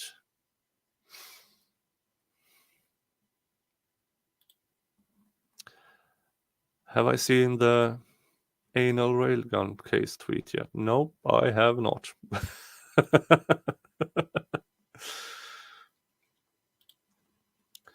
Does Jingles like other people, or is he an equal opportunity attack cat? He likes the neighbors' kids. He even let them belly rub him. But other than those, no, not really. He's not a cuddly cat. But neighbors' kids, he seems to like.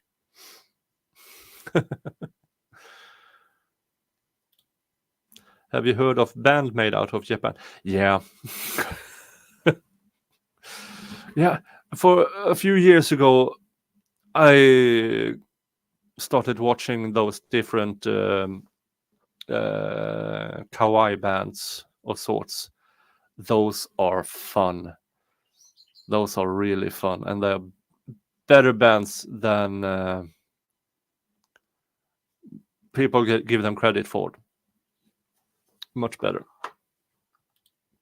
Let's see here, Valhalla waits. How much of the Norse culture is still part of society? Do you guys have many Viking traditions or official or unofficial holidays? We have Midsummer. That's a pagan holiday. Not even the Christian could beat that one out of us. And most, if not all, Christian holidays have pagan influences because you have Easter, which, well, now it moves around a bit because it's the first weekend after the full moon of blah blah blah of sorts, but it's more or less it's the spring equinox. That's it. So they put the Christian put their holidays on our current celebrations, and then we kind of paganized them as well a bit. Same with Christmas. Christmas Santa, for instance, is the guy in red that is popular nowadays.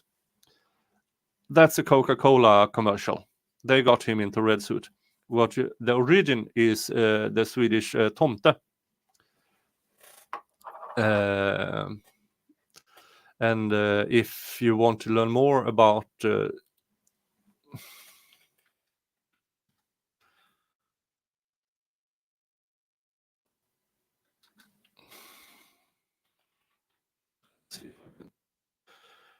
it's up to you.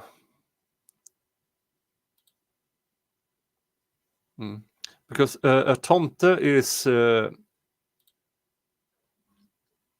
let's see if I can see if I can share it.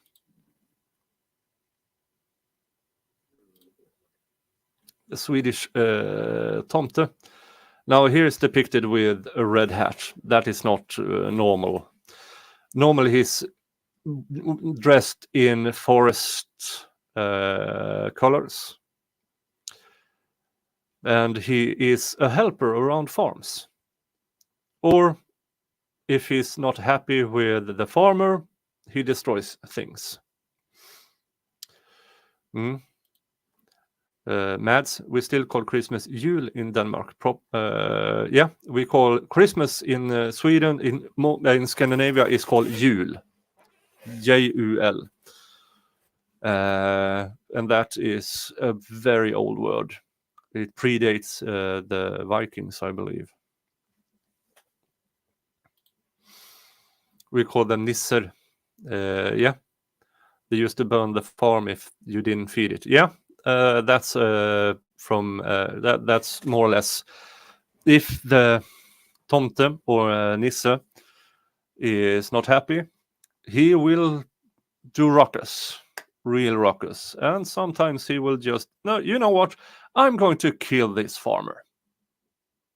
So yeah, he's as good as you treat him, and if you treat him bad, he will end you. No, we don't have Krampus here. I don't think so, at least. Now, I will see if I can get...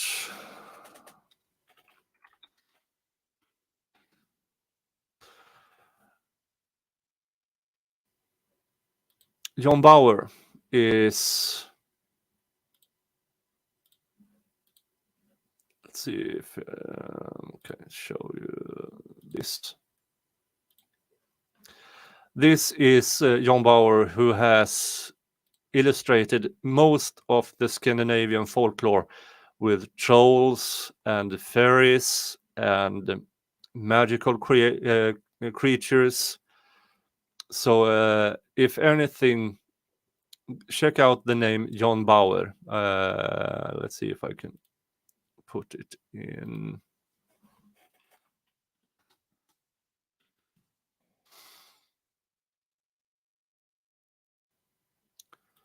As there, John Bauer. His illustrations are amazing with the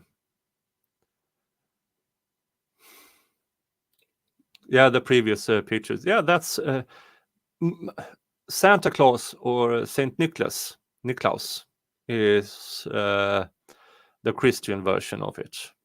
And I do believe that it's a merger between Northern Europe pagans, pagan traditions, and Christianity, where they took one of their saints and applied it to our traditions. But John Bauer's is his illustrations and his stories. There are some amazing illustration and amazing story. I might do around midsummer. In that I will do a midsummer stream, and of course it might have a pickled herring in it, as usual, and it might have booze in it. It will have booze in it, most definitely. And maybe I can read you some stories of Swedish folklore for it, so you can learn more about Sweden and Swedish stuff and stuff like that. I'm gonna do a Viking tour. Yeah. Valhalla was Krampus was the German version. Yeah, Krampus was the German version, I believe, too. Used to knock on doors and take naughty children away and leave gifts for the good ones. I'm not sure. I'm not that good with... What has Flux asked the question? What did I miss? Oh, do people there believe in the tooth fairy? I think there's an outdated tradition, but we do have the thing where we exchange kids' teeth for money. That's a horrible... really, if you think about it, there's a person coming to take your teeth and give you money for it. Yeah.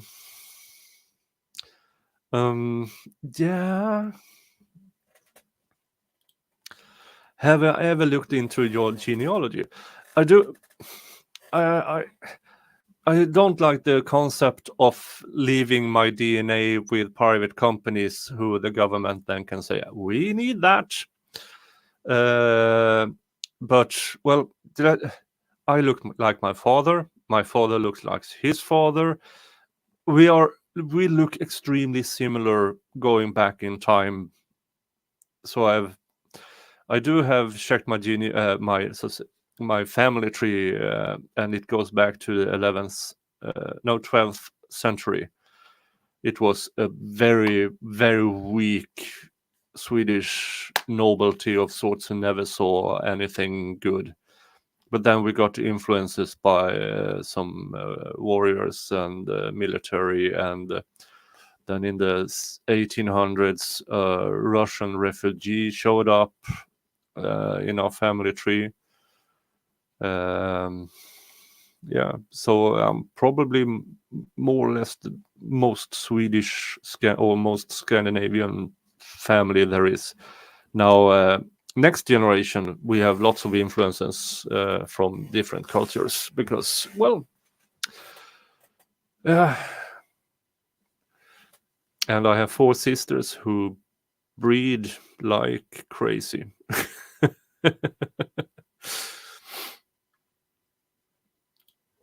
Yet I have never seen a child afraid of the tooth fairy. Yeah.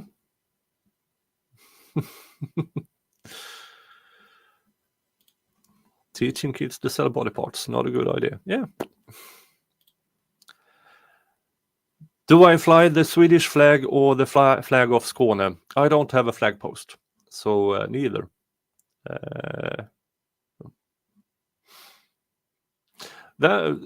With Sweden, we have special flag days, which normally is the only days of the year you are supposed to be allowed to show a flag, which is stupid law. If you want to show a flag, show a flag. But yeah.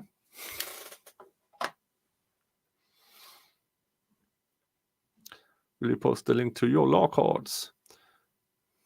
Yeah, sure. Go ahead. But choose my first. It's pinned on the top of the chat. Well, now I have my own law card. Yeah, I have my own law cards, but I don't really care if people show their own law cards. Yeah, we have flag days. It's regulated by law which days we are allowed to flag out. Well, it's not enforced, so if you have a flag post, just put your flag up. I don't have a flag post, so I don't flag. Well, now we are past 2 hours, so if you have any questions that might have need of rowdy answers, now is the time to ask them. And again, if you choose to super chat me, I don't mind. I do prefer that you send it to Zachariah Anderson. Let's see if anything else happened since last time I checked. Update. Yeah, look at that. During the stream, it's me, Josie, who gifted $50 in honor of Niklas Ask Me Anything stream. As sentencing gets closer, the sad reality of what happened is really setting in. Let's get our friend home. Free Zachariah Anderson. Yeah. Thank you so much. It's me, Josie. Thank you so much. Much appreciated. Zach.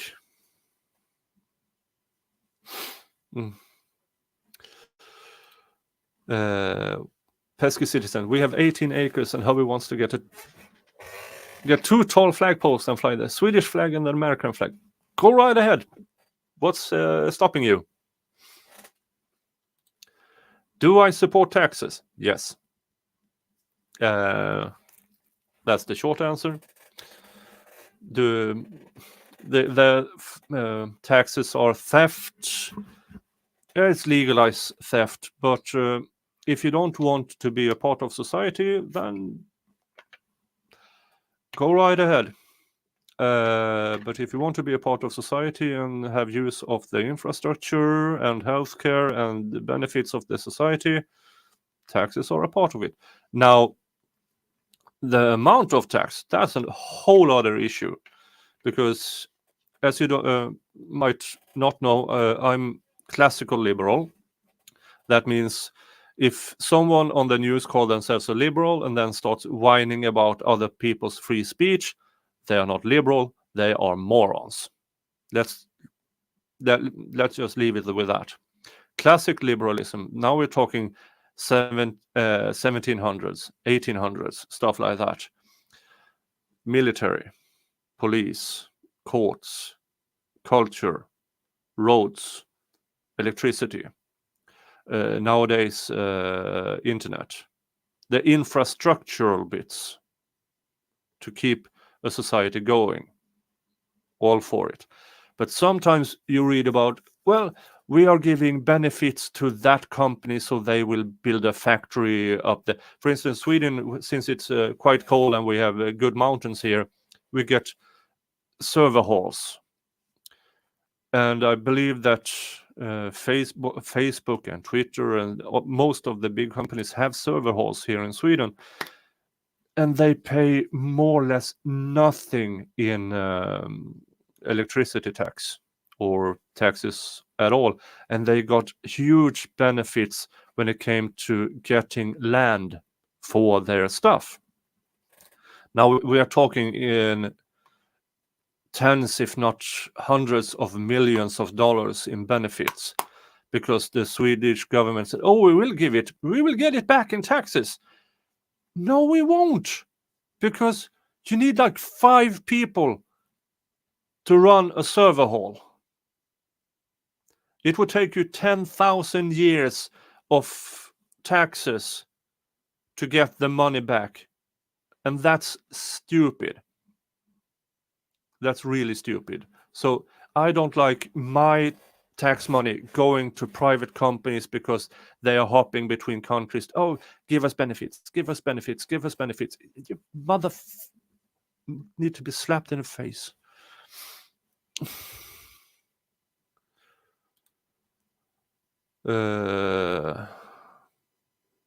Most of our taxes are busy funding a proxy war in Ukraine to disguise a blatant money laundering operation for the release. Well, I had that discussion with, sorry for my share again, with Steve Gosney. And the war in Ukraine is between Russia and Ukraine. And Russia is, in my opinion, is an enemy of the world. And if you have to choose, when two countries, or when Russia goes to war against another country, you have to choose sides. There's no neutrality. You either support. If you don't support Ukraine, you support Russia. There's no gray zone. And Ukraine is a better trading partner. You know, Russia is by land 5 times bigger than Ukraine, 5 to 8 times bigger than Ukraine. They are, population-wise, you have roughly the twice. I have to check that out. How much? Population 143 million.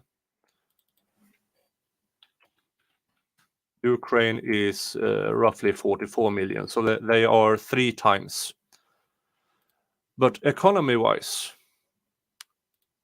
I believe Ukraine has a bigger economy. So Russia isn't even a good trading partner. So yes, taxpayers' money goes to US taxpayers' money goes to Ukraine, but the alternative is supporting Russia. And if you have the position of world police, if you still want it, then you have to choose side.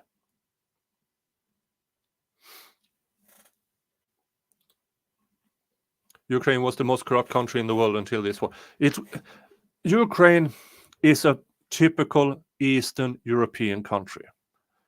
Baseline, it is corrupt. If it was the most corrupt country in the world,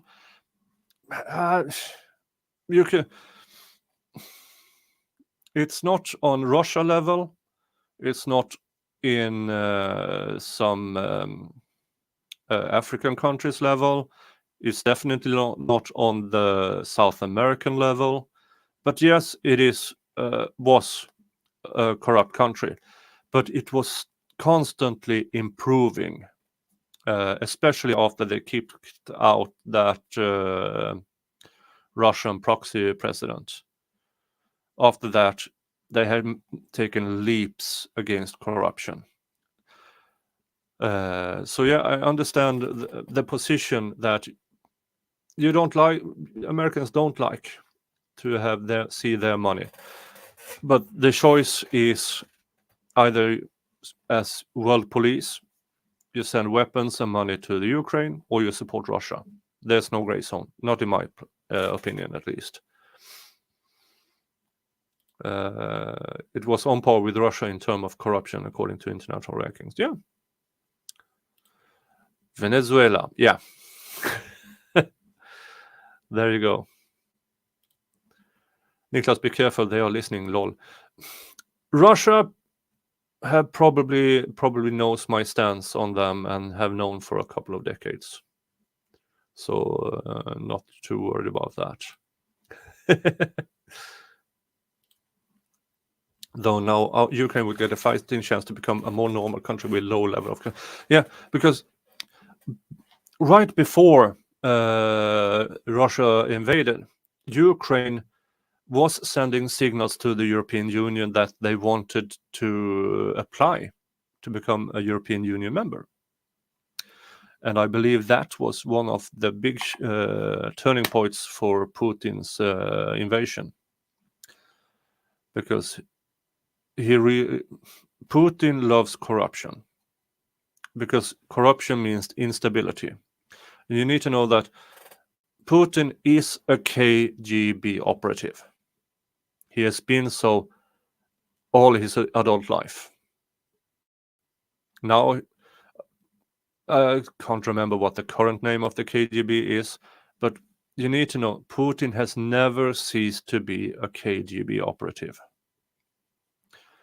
I have no idea how many lives he actually have taken by his own hands or how many he has ordered to, but if you know the last couple of years, Russians who live abroad has been falling out of windows and off balconies, and I could bet you good money that all of those are by the orders of Putin. So yeah, and how much you dislike American CIA operations in other countries, you don't really have its level of insanity there. So yeah, that's my stance on the Ukraine-Russia conflict. If Mexico or Canada had nukes pointed at us, I bombed them. They don't have much oil in Mexico or Canada as well.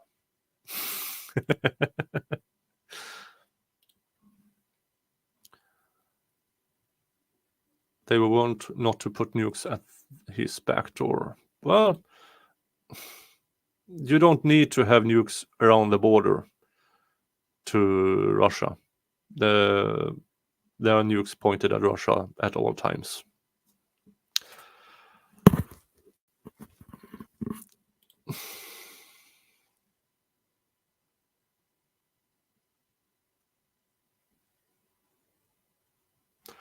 Oh, you mean the current Ukraine president?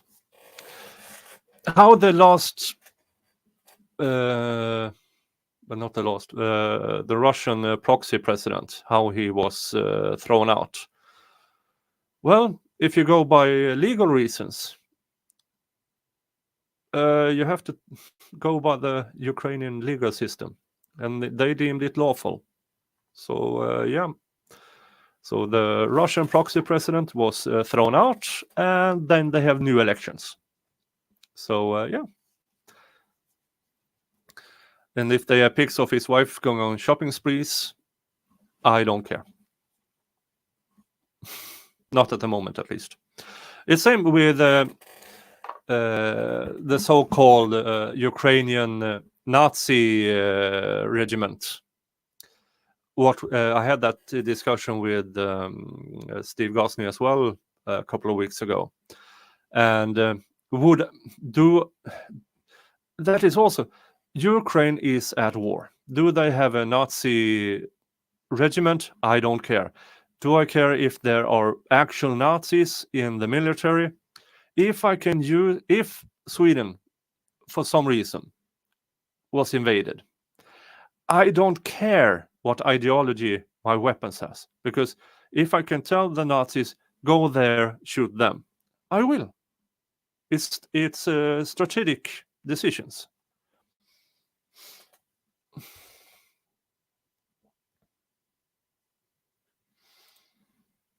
I just think we should stay out of it now. We have troops on the ground there.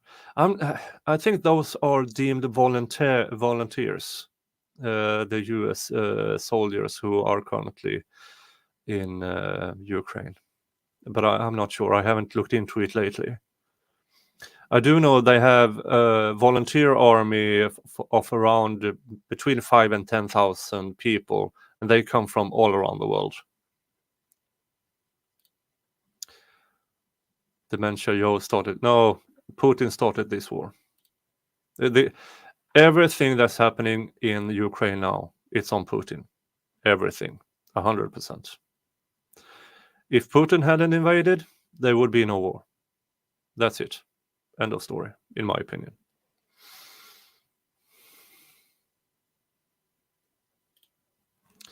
When Russia first invaded, my mother-in-law said, Sweden says, we are sending bullets. We are sending bullets, we are sending shells, we are sending anti-tank weapons, we are sending winter gear. We sent a lot of winter gear. We sent a lot of stuff. And our weapons manufacturing plants are extending their production of bullets and shells, so we can wait. We have troops on the ground. US doesn't officially have troops on the ground in Ukraine. They are deemed volunteer soldiers in the volunteer army. Now that might be semantics, but officially no. But in the US soldiers are deemed volunteer troops.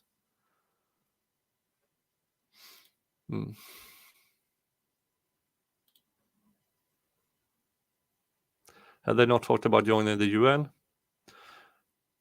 Yeah, they are in the United Nations. I think you're talking about NATO. But they're a sovereign country.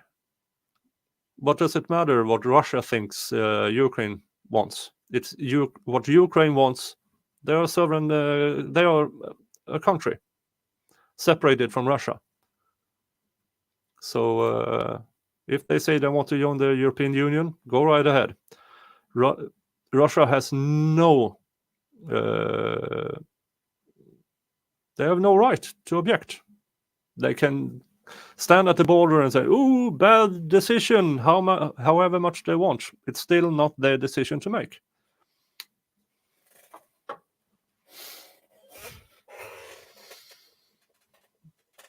Yeah, that. You in the US have an issue with allowing foot soldiers to have access to classified material. That's a bad thing.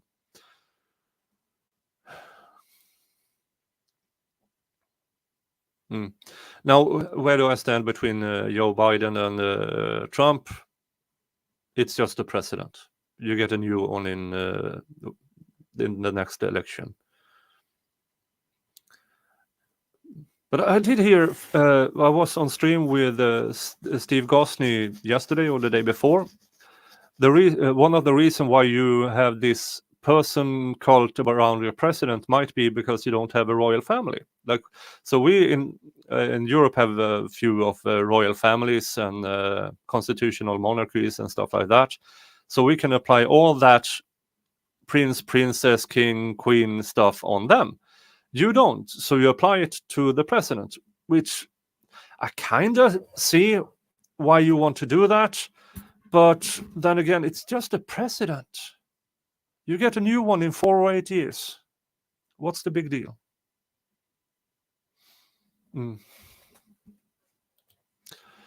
Eliza Krogan, I actually feel bad for Russians who have no control over Putin and he's killing all the Russians. Yeah, that will be a huge issue with in Russia, not only by the amount of men in ages 18 to 30 who are getting killed in Ukraine now, but also the vast amount, because for every killed soldier, there will be 5 wounded. So if there is, well, Ukraine say they have downed around, they say 100,000 casualties. Now, that might be 20,000 dead and 80,000 wounded, but 100,000 out of commission men for Russia in that age will have huge consequences when it comes to the next generation. And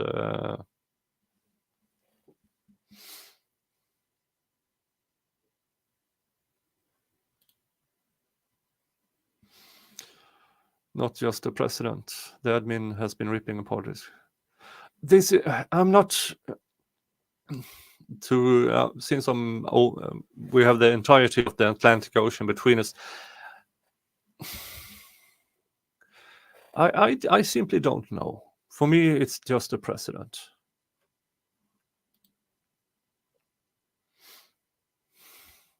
The border is non-existent. There is a clear border. What can I say? Russia is on one side, Ukraine is on the other. And the border has been set in place since they had an agreement in the 90s when Ukraine traded all the nukes for independence, actual and independence. So there was an agreement in place that Russia, don't you attack, this is our border, you get the nukes. And that was agreed on. So since then, the border was set.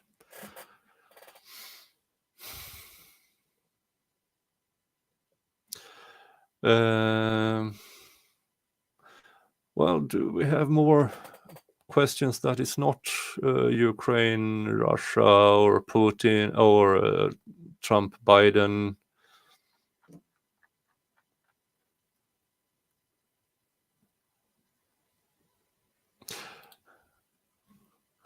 Oh, referring to the Mexico-US border. One of those things.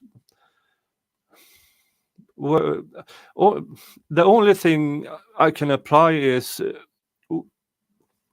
and sorry for might be sounding, I don't know, racist, but who else is going to mow your lawns and pick your fruit unless there are immigrants? Who will take those jobs? Sorry for sounding racist, but I'm not American. I don't know much about it.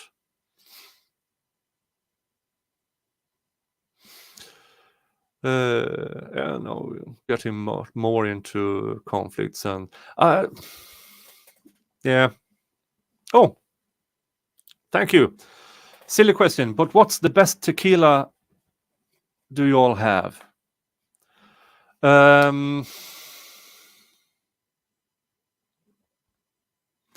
I haven't had tequila in quite some time. I did have that Red Hat tequila, but that was like over 20 years ago, and that is still a bad idea. That's the cheapest, lower shelf tequila. But that's one of the reasons I want to go to Austin, Texas to have their Ron White tequila.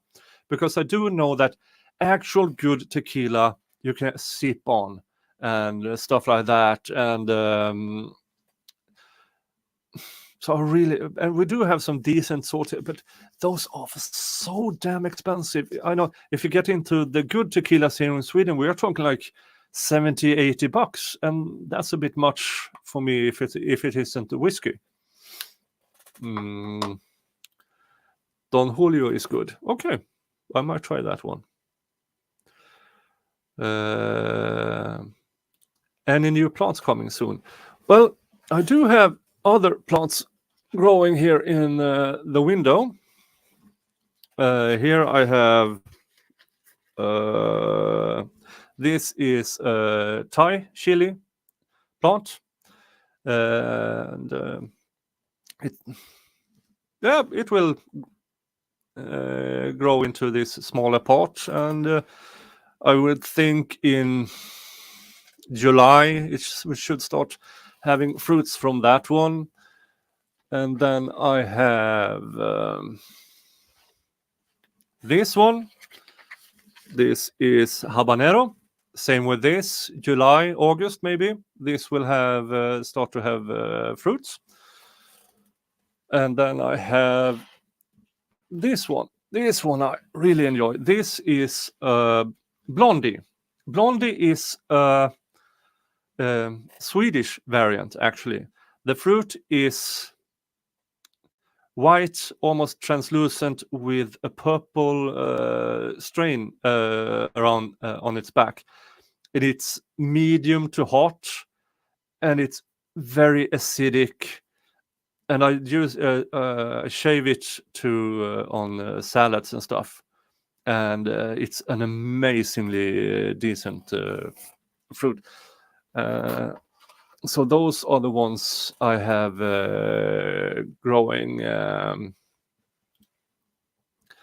What is the hottest pepper you tried? Carolina Reaper. That was an experience. I won't do that anytime soon. That was a bit too hot. That was just pain. And I do like flavorful hot. And my limit is the But Orange Copenhagen. That is still a super hot. It's around 800,000 Scovilles. But it is so citrusy. It's amazingly good, and the heat smacks you in the face, but then goes away, and there you have this citrusy flavor. It's amazingly. I tried to. I put down 3 seeds in a pot, but sadly it didn't grow. So no But Orange Copenhagen this year. Thank you for your super chat, David. Where do you like to take your vacations? I like to go up to the family cottage. I really enjoy going up there because I go up there after the tourist seasons, and it's silent. It's by a small lake. I have a small boat, an outboarder boat, about 15 feet, and then I just sit in it. Sometimes I just tie it to the small dock, push it out, and then I just sit there. I have a net of beer and just sit there in a few 10 feet from the, just sit there and have a beer and just think, because it's silent. And yeah, I go there once a year at least.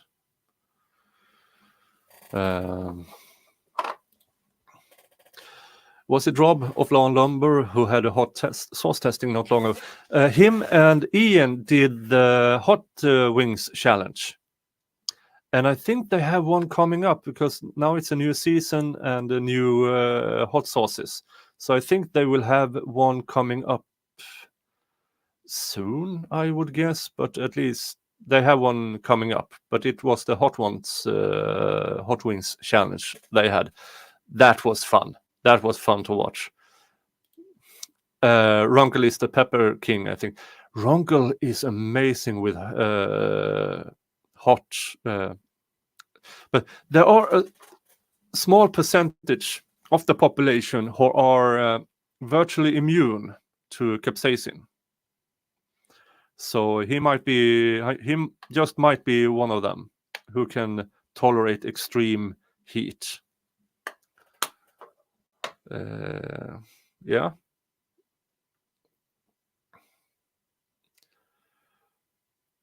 Let's see here. Pesky Citizen. On a lighter note, this midsummer will be really fun this year. This year, for the first time in 22 years of marriage, hubby's parents will be here to celebrate with us. They are coming to visit for 2 months. Wow, that's really sweet. Yeah, midsummer are probably one of the oldest, if not the oldest, celebration in human history, because it's the time of year where the sun is, yeah, it's really fun. And we Swedes have let's see,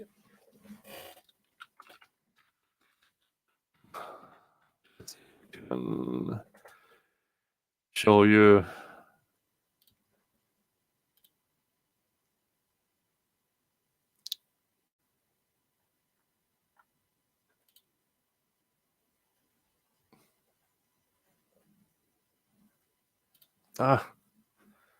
Darn it, not that one.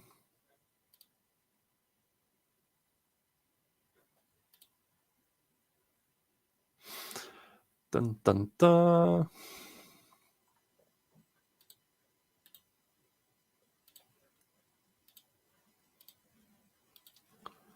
Dun, dun, dun. No. So this is what it looks like all around Sweden, with the big phallic shoved into the ground, and people dancing around it, and we are having so much fun. Different songs, having a bit of booze, having a bit of pickled herring. Yeah, so that's an amazing Scandinavian holiday. It's celebrated, well, more or less all around the world in some shape or form, but I believe ours are a bit famous. It's not like the movie. That's a bit, yeah. If you got a sweat when eating peppers, then I got a problem since I don't sweat. What capsaicin is the active oh, sorry, having let's see, let's go this instead. Capsaicin is the active part, and that is attacking your nerve system just as a burn would do. So that your body reacts as if it was burnt. So that is why you sweat when you feel this, because the body wants to get rid of the burn by sweating. Fun fact with Nick Starow. Yay!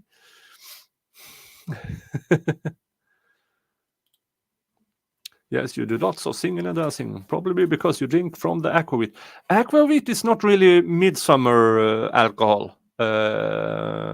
We do have it, because why not? But that is more of clear schnapps. More of that.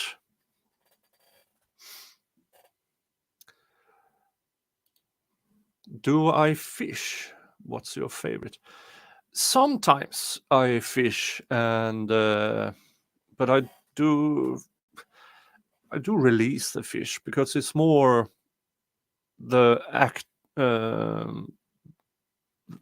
of fishing more than catching fish for me. So I don't have a real favorite fish to catch, because I will release it.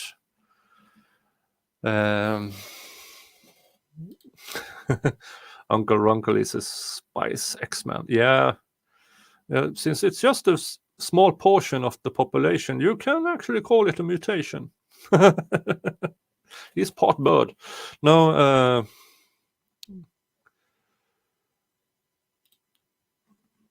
I used to love hot and spicy. In my old age, not so much, too painful.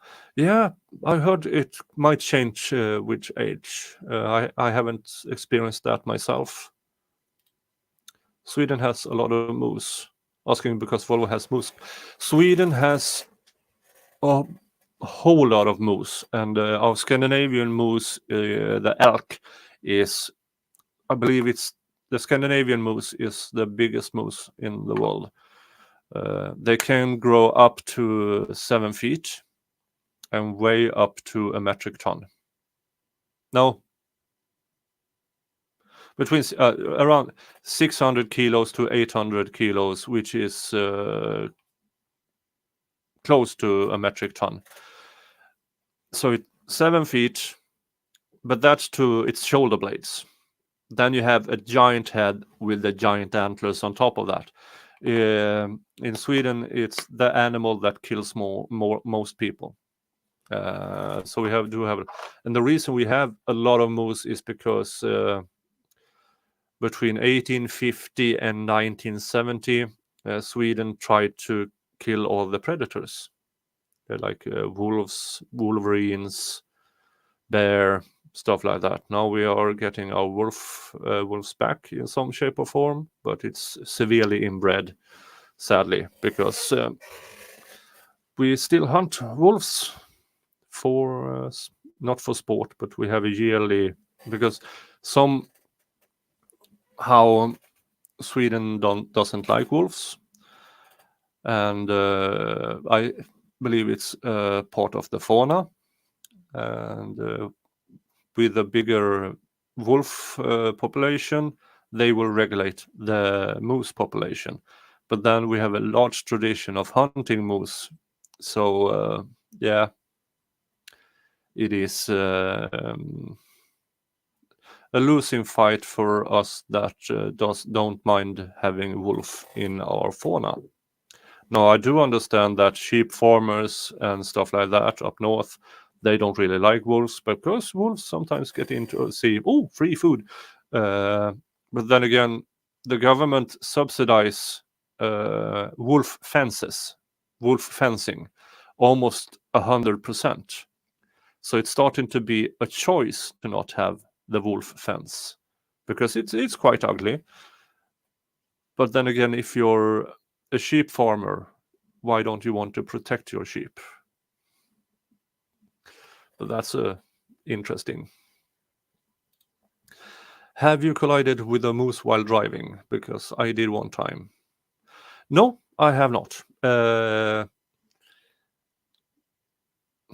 haven't collided. I nicked a deer once, but not seriously. If I collided with a moose, I would probably be in a wheelchair because the size of our moose means that you clip them on the kneecaps and then they fall into the car window. And and that big head and those antlers, you will have a bad time. You will have a bad time.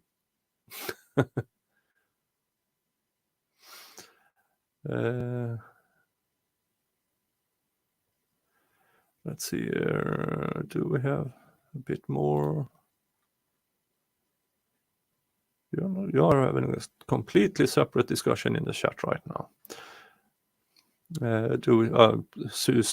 Surströmming. Well, we have surströmming season, a surströmming feast. That's usually in the fall, and I have it. I don't run to it, but I'll have it if it's served to me. I think we are getting close to the end of this stream. It is 20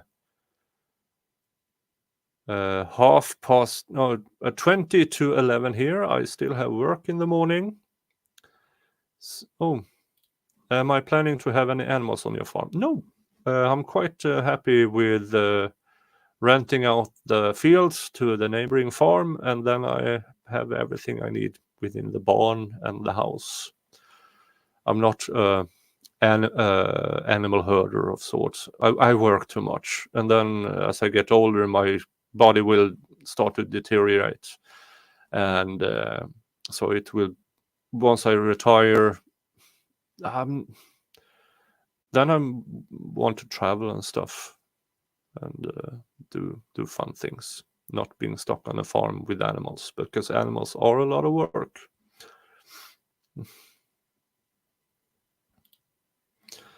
I was working but saw your farm tour. Very nice. Thank you so much. And yes, please consider becoming a member. You have the link in the description below.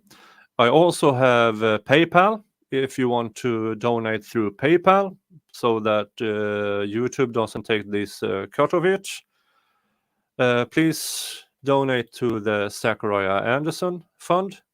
If you have a $5, $10 or something to spare, I would much appreciate it. And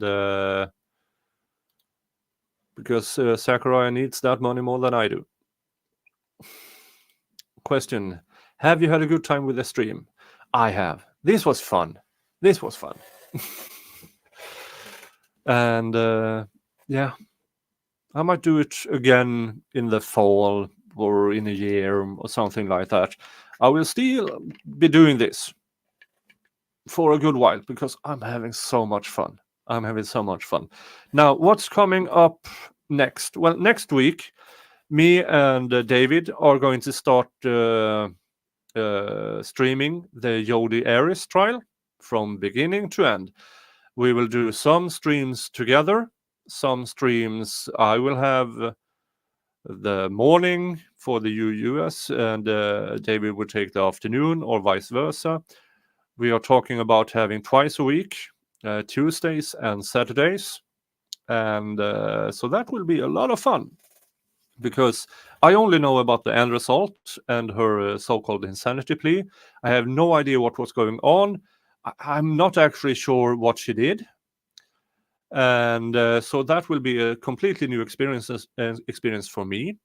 I hope that Jamie or Mo will join us in some shape or form on different streams. And yeah.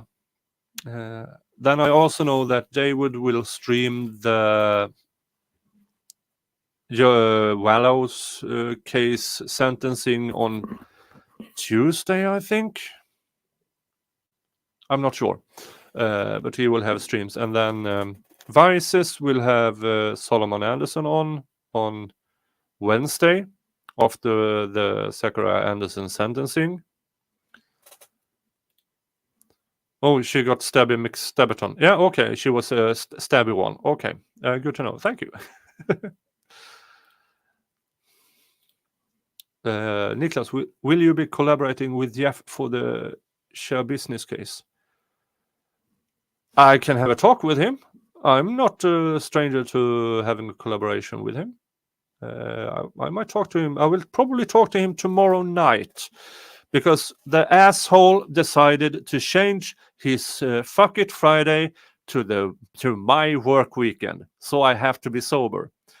So a bit now I think he might have had, yeah, I know, the weekend he was supposed to be in Japan, but then all the ferries and planes got cancelled, so he had to stay home.